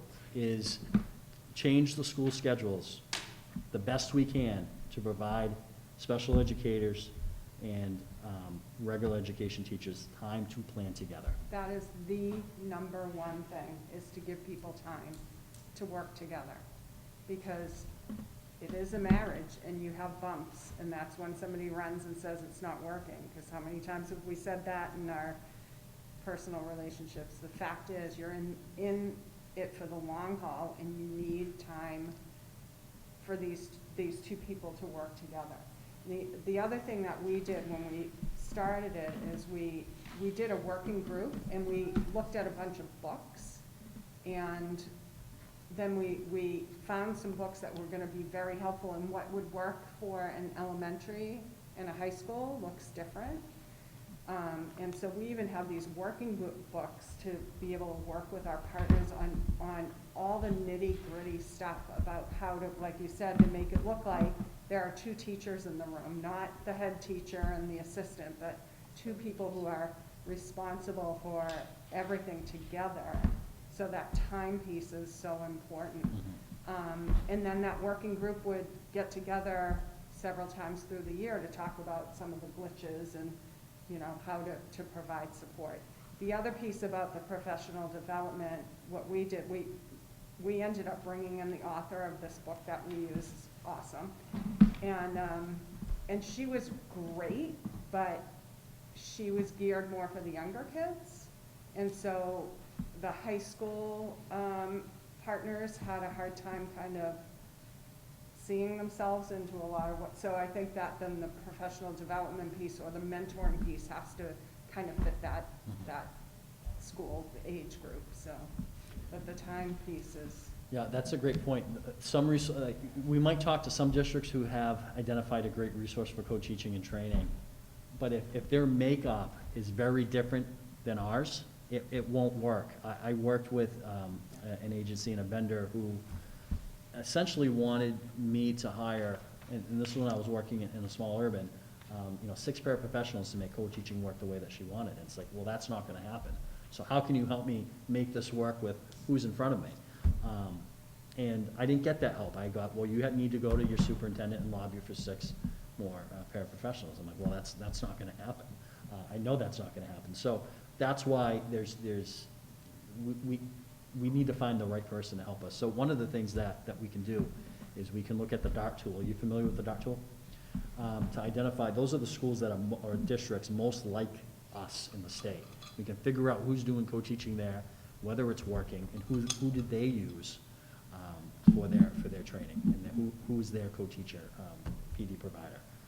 That's one of the things I've done in the past. It tends to work out pretty well. Those DART tools are I questioned its usefulness in the past, but as far as that goes, I think we can get good information there. Like, we can't go to Wellesley and say, hey, how do you do co-teaching? It's just not gonna work. They're gonna use, it's probably an excellent model and well-researched, but we're not going to implement that model here, right? It's just, we're not gonna be able to provide the number of adults in a room that they can. So we need to do it a different way, and it works really well in urbans that have less resources than we do, and some small suburbans too, and we need to look at those models and make it work specifically for Air Shirley, because we're unique. And it will work, and it will be better for kids. Right. Oh, you done? Okay. All right, so if no one else has any further questions, I just want to comment as well that I think these goals look excellent. Not only are the goals excellent, I think the passion that you have surrounding each of them is equally excellent, and I look forward to seeing how this plays out. All right, so we're going to move on to the nomination of the delegate for the Mass Association of School Committees November conference. So, I'll entertain a motion to appoint Joyce as our delegate for the Mask November conference. I've already studied all the proposals, all the resolutions, and they're quite interesting, a little bit highfalutin from time to time. But maybe we can get together and put our own resolution in.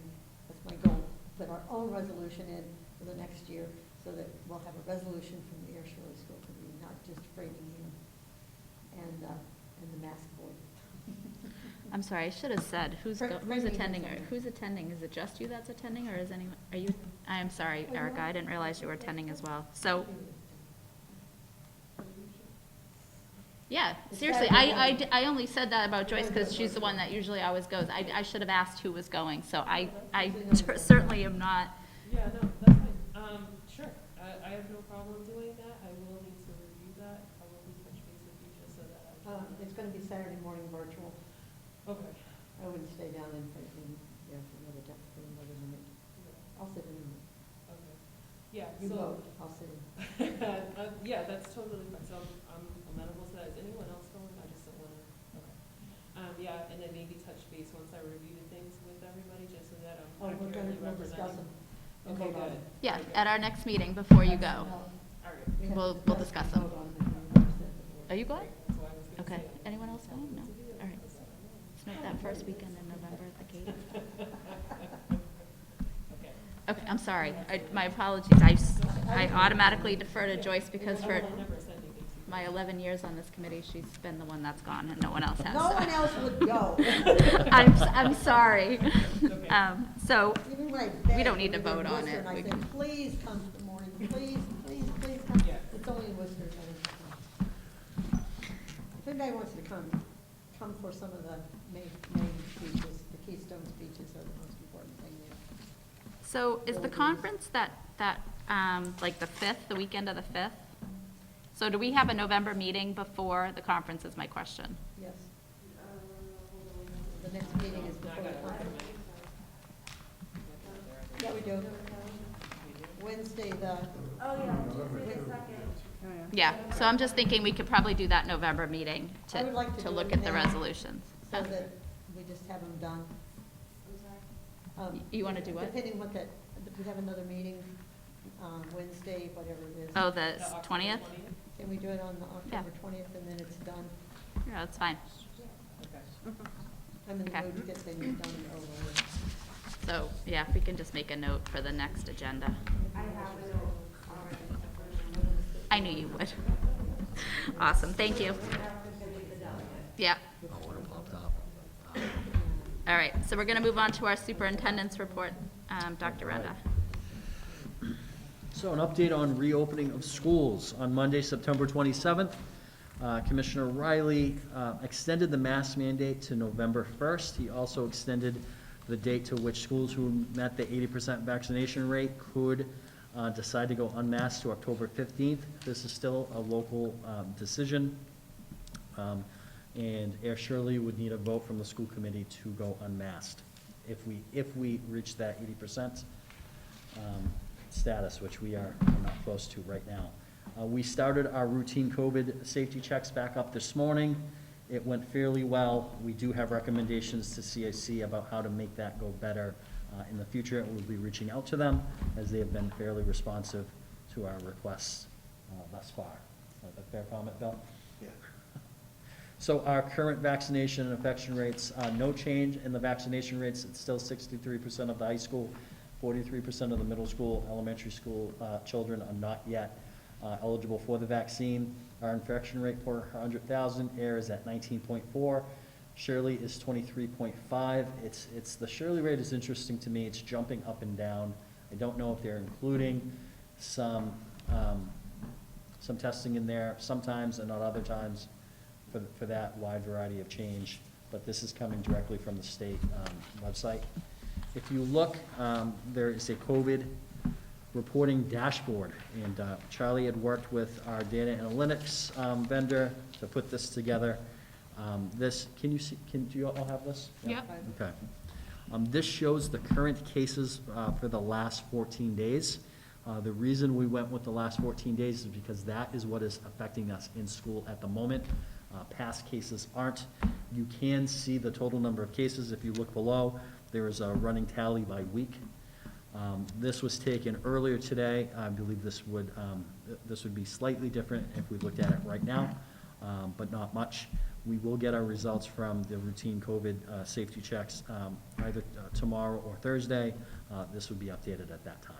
Any questions on this? Can I just ask you, is this on our website? It is. Yeah. So if you go to our website, there was a blue banner right in the front. You can't miss it. You click on it. Parents can look at this every day to be updated about this. It looks good. Yeah, yeah. Sharp presentation. Yeah, well, this was, Right? This was all Charlie. Looks great. I have a quick question. Might be even a dumb question, so excuse me, but,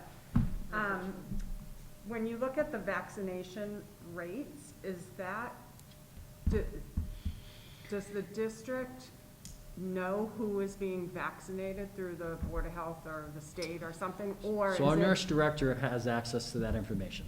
Oh, okay. but no one else So does. it's not relied on by the families to give the information? No. Not So self-reported. it is, the Board of Actually- Health has a report. The nurse director has access to that and can see it.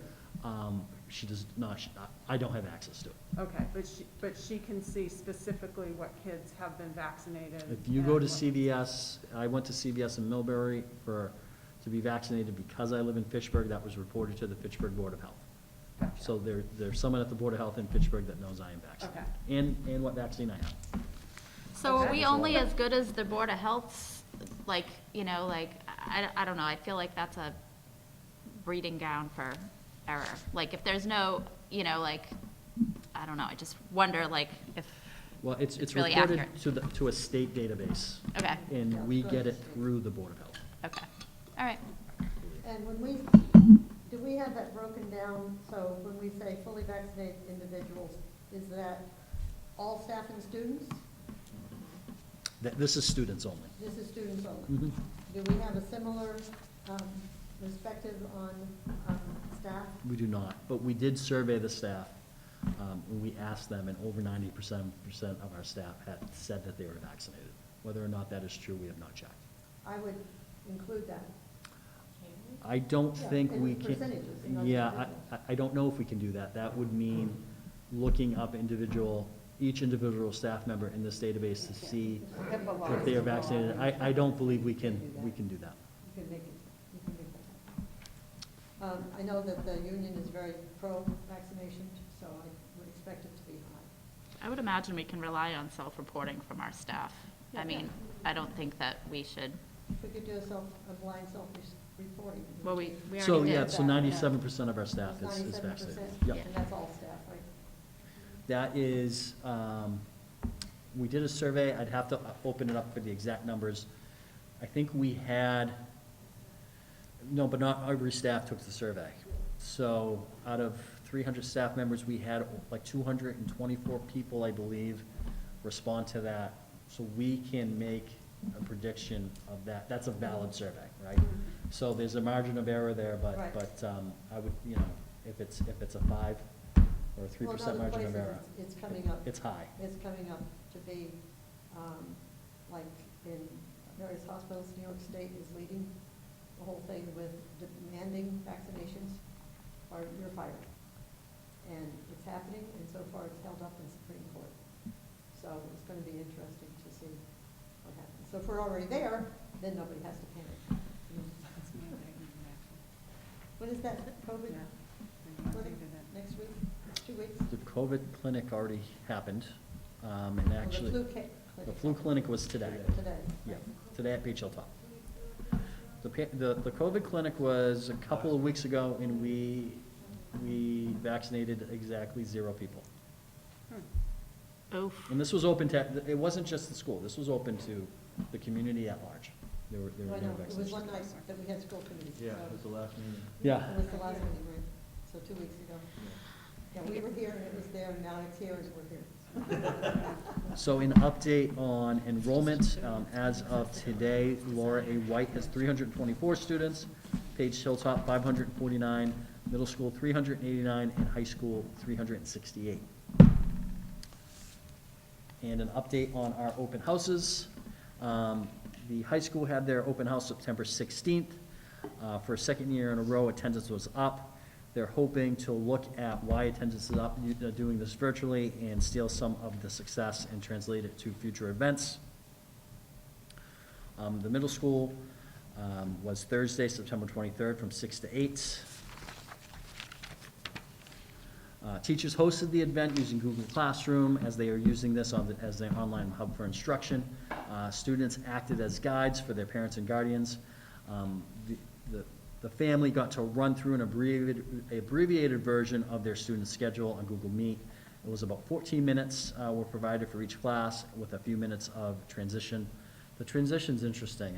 When I was reading this, like, where are they transitioning to, right? It's from one screen to the next. But it's good to give transition time. I can tell you what they're transitioning to. That'd be great, yeah. Yeah, because when I don't know if it's the same during Google Meet because we did Zoom links with the high school, but you had to literally log off of your Zoom and log back into the next class's Zoom. So following your kid's schedule, figuring out what their Okay. teacher was, and then logging into the right Zoom with the right password is the transition. Yeah, so you got a nice taste of It what was like walking learning in the was like halls. last year, right? Yeah, exactly. That's great.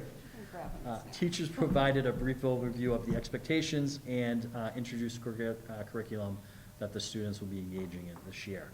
At Laura A. White, it took place on Wednesday, September 29th. Not only did they have open house, but they provided important information from vendors connected to the schools, such as the Air Shirley Educational Foundation, Lego Robotics, and information about of the importance of attendance. The link for parents to access each grade level teacher, specialist, counselor, and unified arts teachers were embedded. They offered 2 sessions and that were preceded by a pre-recorded video with the principal's opening remarks. Each grade level team worked in tandem with special educators and presented a slideshow to help parents understand this year's classroom expectations, followed by a question and answer session.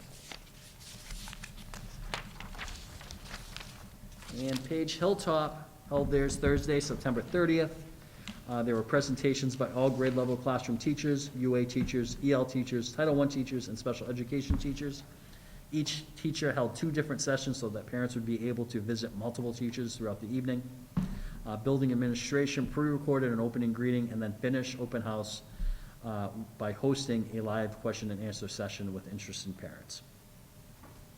And we do have a sports update. So fall sports, and this is presented by Mr. Kendall. Fall sports are in full swing. Nearly 60% of high school students are involved in fall sports, and 47 middle school students are participating. That's an incredible participation rate. I'm not sure if that's nowhere near that high in other schools. That's incredible. So the boys and girls soccer teams and volleyball teams enter their final week of regular season competition. Next week, Athletic Directors Association playoffs are to occur October 18th. The new statewide playoffs will start the week of November 2nd. Keep an eye out on the power ratings on the MIAA on MIAA.net, as the top 32 teams in each division will qualify for the state tournament. Golf has been rolling along, winning 8 straight matches. I think I got to take golf lessons from the golf coach. They're currently first in Midwatch D. The teams play most of its remaining matches at Shaker Hills as the regular season winds down next week. They hosted Hudson this afternoon and will face Maynard on Thursday. Girls soccer senior night is tonight against Clinton. The boys senior night is next Tuesday at 5. Both teams are looking to finish strong to qualify for state playoffs. Football is 3-1 heading into Friday's game at Quabbin. We want to thank Lunenburg and Neshoba Regional for allowing us to play our home games at their facilities. Chair has been great so far and will compete in the Invitational on October 31st at Shepherd Hill on Halloween. That will be interesting. Volleyball has a slew of home dates to end the season. This Friday versus Groton Dunstable, next Tuesday versus Leominster, which is senior night, and next Wednesday versus Fitchburg. The JV2 team has been a massive success, so I'm hoping to catch that volleyball Air Shirley versus Fitchburg game. I tried to go to that a couple of weeks ago, and when I came back, and Fitchburg canceled because they couldn't find a bus. So I got to give my my wife and son and daughter a tour of the high school instead. Cross country continues to find success and improvement despite young teams. They host Clinton on Wednesday afternoon. Middle school soccer has been going great. The teams hosted Clinton this afternoon and will continue their season through the first week of November. Unified basketball started today. They will have their first game on Saturday, October 16th at Shrewsbury. First home game will be the week of November 2nd. Corey Phillips, our new varsity girls basketball coach, is also serving as the unified coach. For those of you who haven't attended a unified basketball event, I highly recommend it. It was one of my favorite things to go and be part of in my former district, and I will certainly look forward to participating here. It's a great thing. Just wanted to note that the cheerleaders opened up their bus for the marching band, was able to attend the last football game again. They didn't have a marching band camp this summer because of some turnover in administration or faculty, but the marching band was there at Lunenburg for the Gardner game, and I think there's been a little 2 more. So the program was on growth mode this year, not so much, but hopefully if we put a little bit more emphasis on that, we can put the program back on track or whatever. Jim, just to Jim's point, they were excellent. It just changes the atmosphere of the game to have them there. It was great. So I was happy to see them and glad that they're going to be at some future games. They were excellent. Thank you for sharing. Anything else, Jim? I'm sorry. Anything else? No. Anybody else have any further comments? All right. So thank you for your update. Tell Mr. Kendall that not like strawberries or blueberries, Shrewsbury is not a berry. Sorry, I had to call him out. It just hit me funny. Okay, so we're gonna move on to the ongoing business, definitely the gonna tell him. recommendation to surplus textbooks. Mr. Clary. Yes, I've come here to the past, so after the presentation last time about surplus text, I had some other folks said, hey, we have some extra textbooks here too, that have been left over and found in closets. So I wanted to bring that to your attention, specifically for our social studies texts at the middle school and also our science texts. I've included the breakdown of all of those with approximate quantities of each. So I'm respectfully requesting that you vote to approve that we surplus these texts so that I can then move to either sell them back or recycle them in some fashion. I'd make a motion that we follow Mr. Cleary's recommendation here and surplus the books included on this list. Second. Moved and seconded. Any other discussion? All those in favor, please say aye. Aye. Any opposed? All right. Thank you. So next is the update on the Page Hilltop Boiler Project. Mr. Plunkett. Yes, thank you, Madam Chair. In your packet, there's a memo on the boiler project update. The first section lists the project financials to date. The current contract amount is $552,488. There were a couple of change orders because initially it was $550,000 even. Amount invoiced and paid to date is $397,619. The remaining amount to be paid is $154,000. That has been encumbered, in FY21, and it will be reserved to be paid in FY22. So we did encumber that last year for the full project. 5% of completed work is held aside as retainage, so that will be paid out after the closure of the project. Progress summary, we've had a few hiccups along the way with this project. Figures starting in July, we would have been done by now, but the completed work is 90% of the total scope. Boilers have been inspected and approved for grid to open the gas meter. We're waiting on them to come up and open the service. There is some work still to go on the boilers, including air intake, condensate piping, leak valve piping, and the chemical shot feeder. Riverdale, our contractor, has this work scheduled to be completed the week ending October 8th. That's this week, so the boiler should be complete. The unit ventilators, we have 16 of them in the second and third grade classrooms, brand new. We're still waiting for the control units. The control valves have not arrived yet. They were supposed to be here tomorrow. I just have had an update from today. The contractor has told us now they're shipping on the 13th. So we're going to Plan B. Each of these 16 unit ventilators will be straight piped. That means they'll be piped to the feed and the supply and the return without a valve. So the system will be on in all those 16 rooms. There'll be no control of the temperature. They can't modulate it. It's either on, whatever we set it at the boiler, that's what they'll have in the room. So the contractor will come back when the valves arrive, and he will go through on evenings and weekends and install those valves. Those valves will give a range where the teacher or a staff member could control the temperature within a certain range in the classroom. So that will be ongoing evenings and weekends. The weekend ending, I believe, is 10/18 was the estimate the contractor gave me. So those valves are shipping 10/13. They're going to be next day, so they'll start working on the 14th, 15th through the 18th. They plan to have all those valves installed. So it has been a little bit bumpy, but we're soldiering on.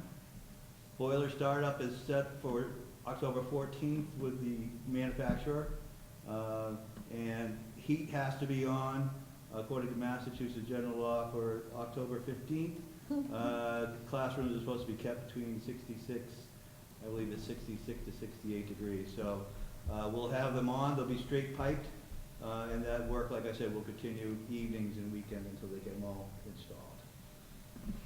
And the commissioning will be ongoing with the adjustments to the system once we get it up and running. But the plan is, the system will be online for October 15th. So that was the deadline, kind of? Is that October 15th because Yeah, of the Massachusetts? For all workplaces in Massachusetts, Okay. it's, I think it's October 15th to May 15th. And you have to keep, in schools, you have to keep the temperature between up to 66 to 68. I wonder how many are really in compliance with that. It's very difficult to enforce that. I would think. But we do want it to be comfortable. Yeah, of course, but I was Starting to just get some curious. looks already in the morning, so. Yeah. Joyce, did Is you it have? 66 or 68 with the windows open? With the windows cracked an inch? Does that Well, come into it with the The new COVID univents requirements? have a fresh air louver. They do? Which Okay. is a pretty big opening. Get to see one of them up close and personal during the project, but they get a lot of that fresh air coming in, that's for sure. Well, there's days of shortages, and I can tell you firsthand, a couple of days, a week, 3 weeks, a month, it's nothing. It's just the way the world turns now. They can't get the valves? Sounds right. A lot of issue with factory lead times and deliveries. It's just Huge. everywhere, It's it's huge. everything. Yeah, it really is. Any That sounds questions really for good. Bill?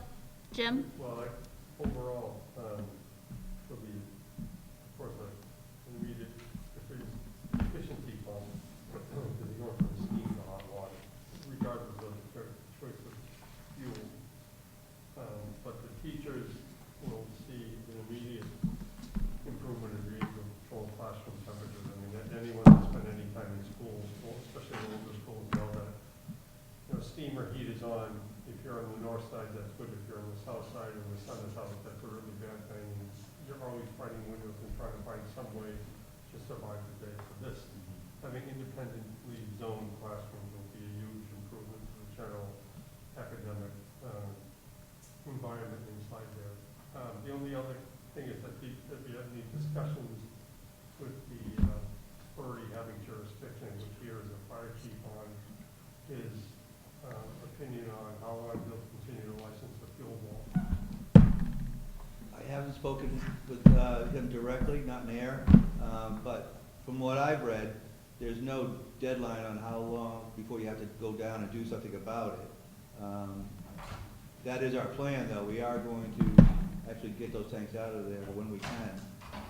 We want to do it right. The lower tank will be using one more year, because the steam loop will be running this winter to heat the cafeteria area, the kitchen, and some of the office suites.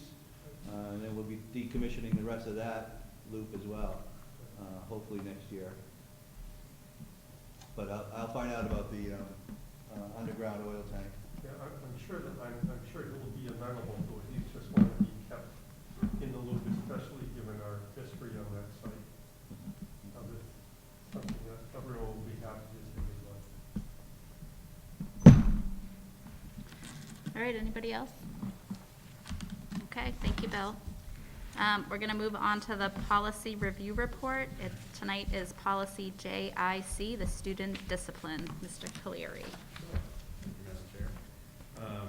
This was brought to our attention, the reason I bring this up is that part of the process for schools, and you may be familiar with the expression coordinated program review, that was the term that was used by the Department of Education some years ago, that has been changed to something called a tiered focused monitoring process, where essentially the state goes through a 6-year process with all schools, which essentially evaluates programming in certain areas. Specifically, this is targeting civil rights and special education, and it goes through a number of different indicators. You may recall last year that we presented some of this information to you all about the work that we had done collecting information for this part of the phase, which was a self-assessment phase, that we had to collect information on how well we were meeting these targeted standards that they identified in civil rights and special education. So after that happens, the department then assigns a liaison who works with you to set up your site visit. So we have a site visit scheduled for December 14th, where they'll essentially verify that our self-assessment is accurate. In anticipation of that, they meet with us, a group of us, so that would be Tara Bozek, Mary Beth Hamill, and myself, as we were primarily responsible for coordinating and putting together all of the self-assessment materials for the tiered focus monitoring process. And as part of that work, they go through a process and identify, here are some areas that we have some questions about. And so we came out of that process really strong. So you may recall some years ago, Tara Bozek had 44 findings, I believe, in special education that needed to be addressed. So when she first started as the director of special education. Because of the work that she and others had done, that put the school district in a very strong position. All 44 of those compliance issues were addressed in special education, and that placed us in a tier that allows us to go through this process on a more simplified level, where you're just adjusting practices, you're taking recommendations from folks, and so on. The liaison from the Department of Education looked at some of our work and looked at our pieces and said, I've looked at all your school committee policies, I've looked at your handbook policies, I've looked at these areas, and here are a couple of things that you might want to change in anticipation of our visit in December. And so one of those items was this policy, JIC. And so it came up as part of the conversation that in student discipline, while the policy for JIC had a number of pieces of information that were accurate and updated to reflect the law, there were two elements that were missing. And those two elements on this policy are included in red. And so I've added those and taken the liberty of making the adjustments in accordance with the recommendation from the Department of Education and the laws as identified in the acts, in the 222 Acts of 2016, and in alignment with Mass General Law, Chapter 70, Section 37H and 3/4. Specifically, we had to put in language that dealt with in-school suspension, because that was not reflected in here, that was aligned with the latest changes. And we also had to add, and you'll see that in red on the back of the first page, so on page 2. And the next section is that we had to add an additional section, or revise the section about our reporting process and reviewing discipline data. Please note that we already practice all of these pieces that were not in the policy. We've already been following the acts of 220, the Chapter 222 Acts of 2016, as well as the law changes in Mass General Law, Chapter 70, 37H and 3/4, to reflect the changes in in-school suspensions, and in reviewing discipline data on a yearly basis. It wasn't reflected in our school committee policy. And so the recommendation from the department is in anticipation of this on-site review in December, that this please be updated and approved by your school committee. And then on top of that, I will then have to go back and make changes to our handbooks, both for pre-K to 8 as well as for K to, as well as for high school, to reflect these changes in the policy. So I do recognize that on the school committee agenda, it says that this is a first read. Respectfully, I'm requesting that we accept the recommendations that came from the Department of Education and the law, and move past the first read to a accepting of the changes of the language, so that I can then move forward to adopt this in our handbooks, so that we can be in compliance with where we need to be for the visit in December. I tried to be as succinct as I could. Joyce? Good job. So in addition to accepting this, would we also need to have a motion to reapprove the handbooks with that stuff in it? Great question. Because it has to be, the handbooks are approved by the school committee, if I'm not wrong. Correct. And in the handbooks that you voted on back in August, there's a statement in each of them that says that we reserve as the district to make changes to these handbooks at any time as necessary. Okay. So I will bring back the handbooks for a vote from the school committee, I think that would be wise when Yes. a situation like this. even though it still says very clearly that Right. we have the flexibility to make the changes as needed.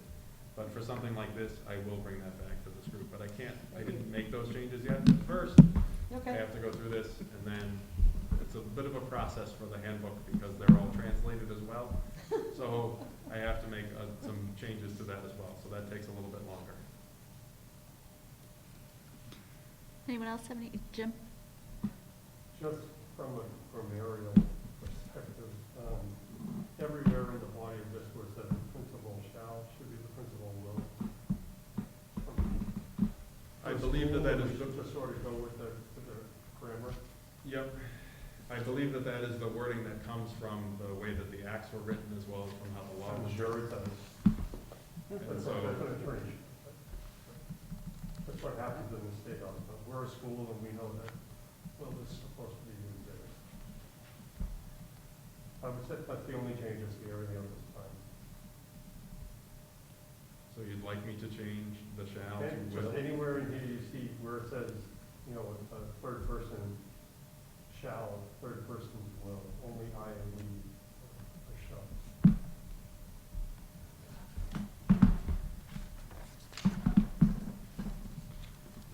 caught up on my English to know that. Alfred Yea's way was thrown in there. I can spit out prepositions now. They're really good. Is this from your Air High School education? No, for my Lord, they wanted to. Oh, well, even better. Air Shirley Public Schools. Okay. Yes, away. Anyone else have any comments for Mr. Cleary? So I will entertain a motion that we adopt or accept these changes to this. Madam Chair, I make a motion that we accept the changes written in file, don't have my glasses on, JIC, student discipline, as recommended to conform with state law, which have been presented tonight in the whole statement in red, and not include this as a first reading, but as an acceptance with those changes. Moved and seconded. All those in favor, please say aye. Aye. Aye. Anyone against? No? Okay. Thank you. Madam Chair, if I might make a recommendation that this revision should be dated as today and not September 28th. Yes. I just read the last line suddenly. That's when I made the changes. I didn't make them that's when I got the information. Right, exactly. All right, It will thank be you. reflected. Thank you, Mr. Cleary. Thank you. So there are no chairperson's notes tonight. Are there any other topics for discussion not reasonably anticipated 48 hours in advance of this meeting? There is one I would like to share. Okay. So this fall, Dr. Mayer and Mr. Christie worked with the junior and senior classes to find an alternative to a traditional homecoming dance. They met with class officers in both classes on several occasions to brainstorm ideas and review safety protocols and invite discussion on how they can begin to safely hold events. On September 22nd, a survey was sent out to all members of the junior and senior classes with a variety of options for ways to which we could celebrate fall with our students. As of today, they had 102 respondents. That's pretty good. I mean, there's I know, it's only, very it's good. pretty good. It's like over 50%, right? So in a meeting that they had with the junior class officers on Monday, it was decided to pursue a homecoming bonfire, which they hope to be held at Mirror Lake in Devens. Mr. Christie applauds the work of the students who have worked tirelessly to find an alternative and consensus of choice for the event, which they hoped to plan and hold safely for all students. Cool. So that's what they would like to do. That is not necessarily what is going to happen. There's certainly going to be a tremendous amount of planning and permissions needed to do that. But, it's a great exercise in building consensus and choices and hopefully maybe starting new traditions. Right? Yeah. Sounds like fun. It's a bit of a creepy walk to get to that lake at night. I'm not familiar. Yeah. It's a road. They could make it like a Halloween walk on the way down, like a haunted walk to the bonfire. Throw that in as a suggestion. What's the date? There is not a date as of yet. Tiki torches, more, what's more fire? Yeah. Anyway, yeah, that's good. Thank you for that update. Anyone else? Jim? Dr. Randall, when you have your staff meeting, you can float it out there. One of the things I enjoy the most is reports from the student representatives. And I'd also like to know what's going on in the middle school and preschool and early kindergarten. So maybe we can work in, and you can rotate it through students, so we're early, we can have a Bless you.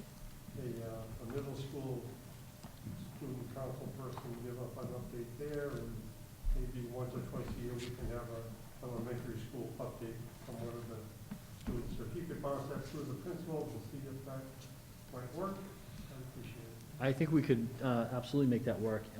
One of the things that I was actually thinking of was to find a student to give the sports update. We certainly must have students who are interested in journalism. And I know Mr. Kendall was a former, I believe, a sports writer Yeah. at the Sentinel at one point. So along with finding some student representatives from our other schools, possibly finding a student who may have an interest in becoming a sportscaster to give the sports update. I'm sure they will do a better job than I do. Thank you, Jim. Good suggestion. We did in the past, and I'm sure it's difficult now with COVID, but we would have showcases where, each building would rotate and bring in, the principals would choose something that's going on and bring in those students. But I'm sure now with COVID, huh? Oh, we're renewing? No, we Great. probably should, I mean, We did that's talk why we're about doing that at this. the summer retreat. Yeah, Mhm. yeah, so that always was the best part of That's the only our reason we meetings. come to school Of course. committee. I think there are only 2 meetings in the middle of the year on the holidays where you won't have, you Yeah. won't typically have your Wednesday Yep. showcase. Yep. But your first one will be next meeting. Awesome, great, thank you, thank you. Thanks, Jim, for bringing that up. Okay, and nothing else, so we'll move on to Mrs. Simmons with communications. Okay, so there's no school on Monday for Columbus Day, or better known as Indigenous Peoples' Day. Progress reports for grades 9 through 12 is Tuesday, October 12th. On the 20th, there is a half a day of school for grades preschool through grade 12, and it's professional development for teachers. The high school and middle school is, their dismissal time is 11:20, and both elementary schools at 12:50. On October 25th, progress reports are issued for grades preschool through grade 8. And also on the 25th is Town of Air Fall Town Meeting at 7 o'clock here at the high school in the auditorium. On Tuesday, October 26th, the Town of Air Fall Town Meeting, second night if needed, at 7 o'clock, again here at the high school. On October 28th, there's a half a day of school for grades 6 through 8 in evening parent, guardian, teacher conferences. And on Friday, October 29th, is a half a day of school for grades 6 through 8 and afternoon parent, guardian, teacher conferences. And I think that's it. Great, thank you. Joyce? Third, what's the general subject of that development, professional development on October 20th? It varies by grade By grade. level and grade span. By and large, as I shared in the MCAS piece, we'll be doing universal design for learning for our secondary folks, so from 6 through 12. And then our elementary folk will be some combination of literacy and or math. So it will vary, but there'll be a more detailed description of that and a schedule and whatnot that I put out to folks. My timeline is usually 2 weeks before, so that'll go out next week. Okay, so we are gonna have executive session this evening? If we could, very brief. Okay, so I will entertain a motion to enter into executive session to discuss strategy with respect to collective bargaining or litigation pursuant to Mass General Laws, Chapter 30A, Section 21A, subsection 3, as an open meeting may have a detrimental effect on the bargaining or litigating position of the school committee. The committee will then return to open session for the sole purpose of adjournment. Madam Chair, I would make that motion. Second. Moved and seconded, all in favor, please say aye. Aye. All right, so we're adjourned into executive session.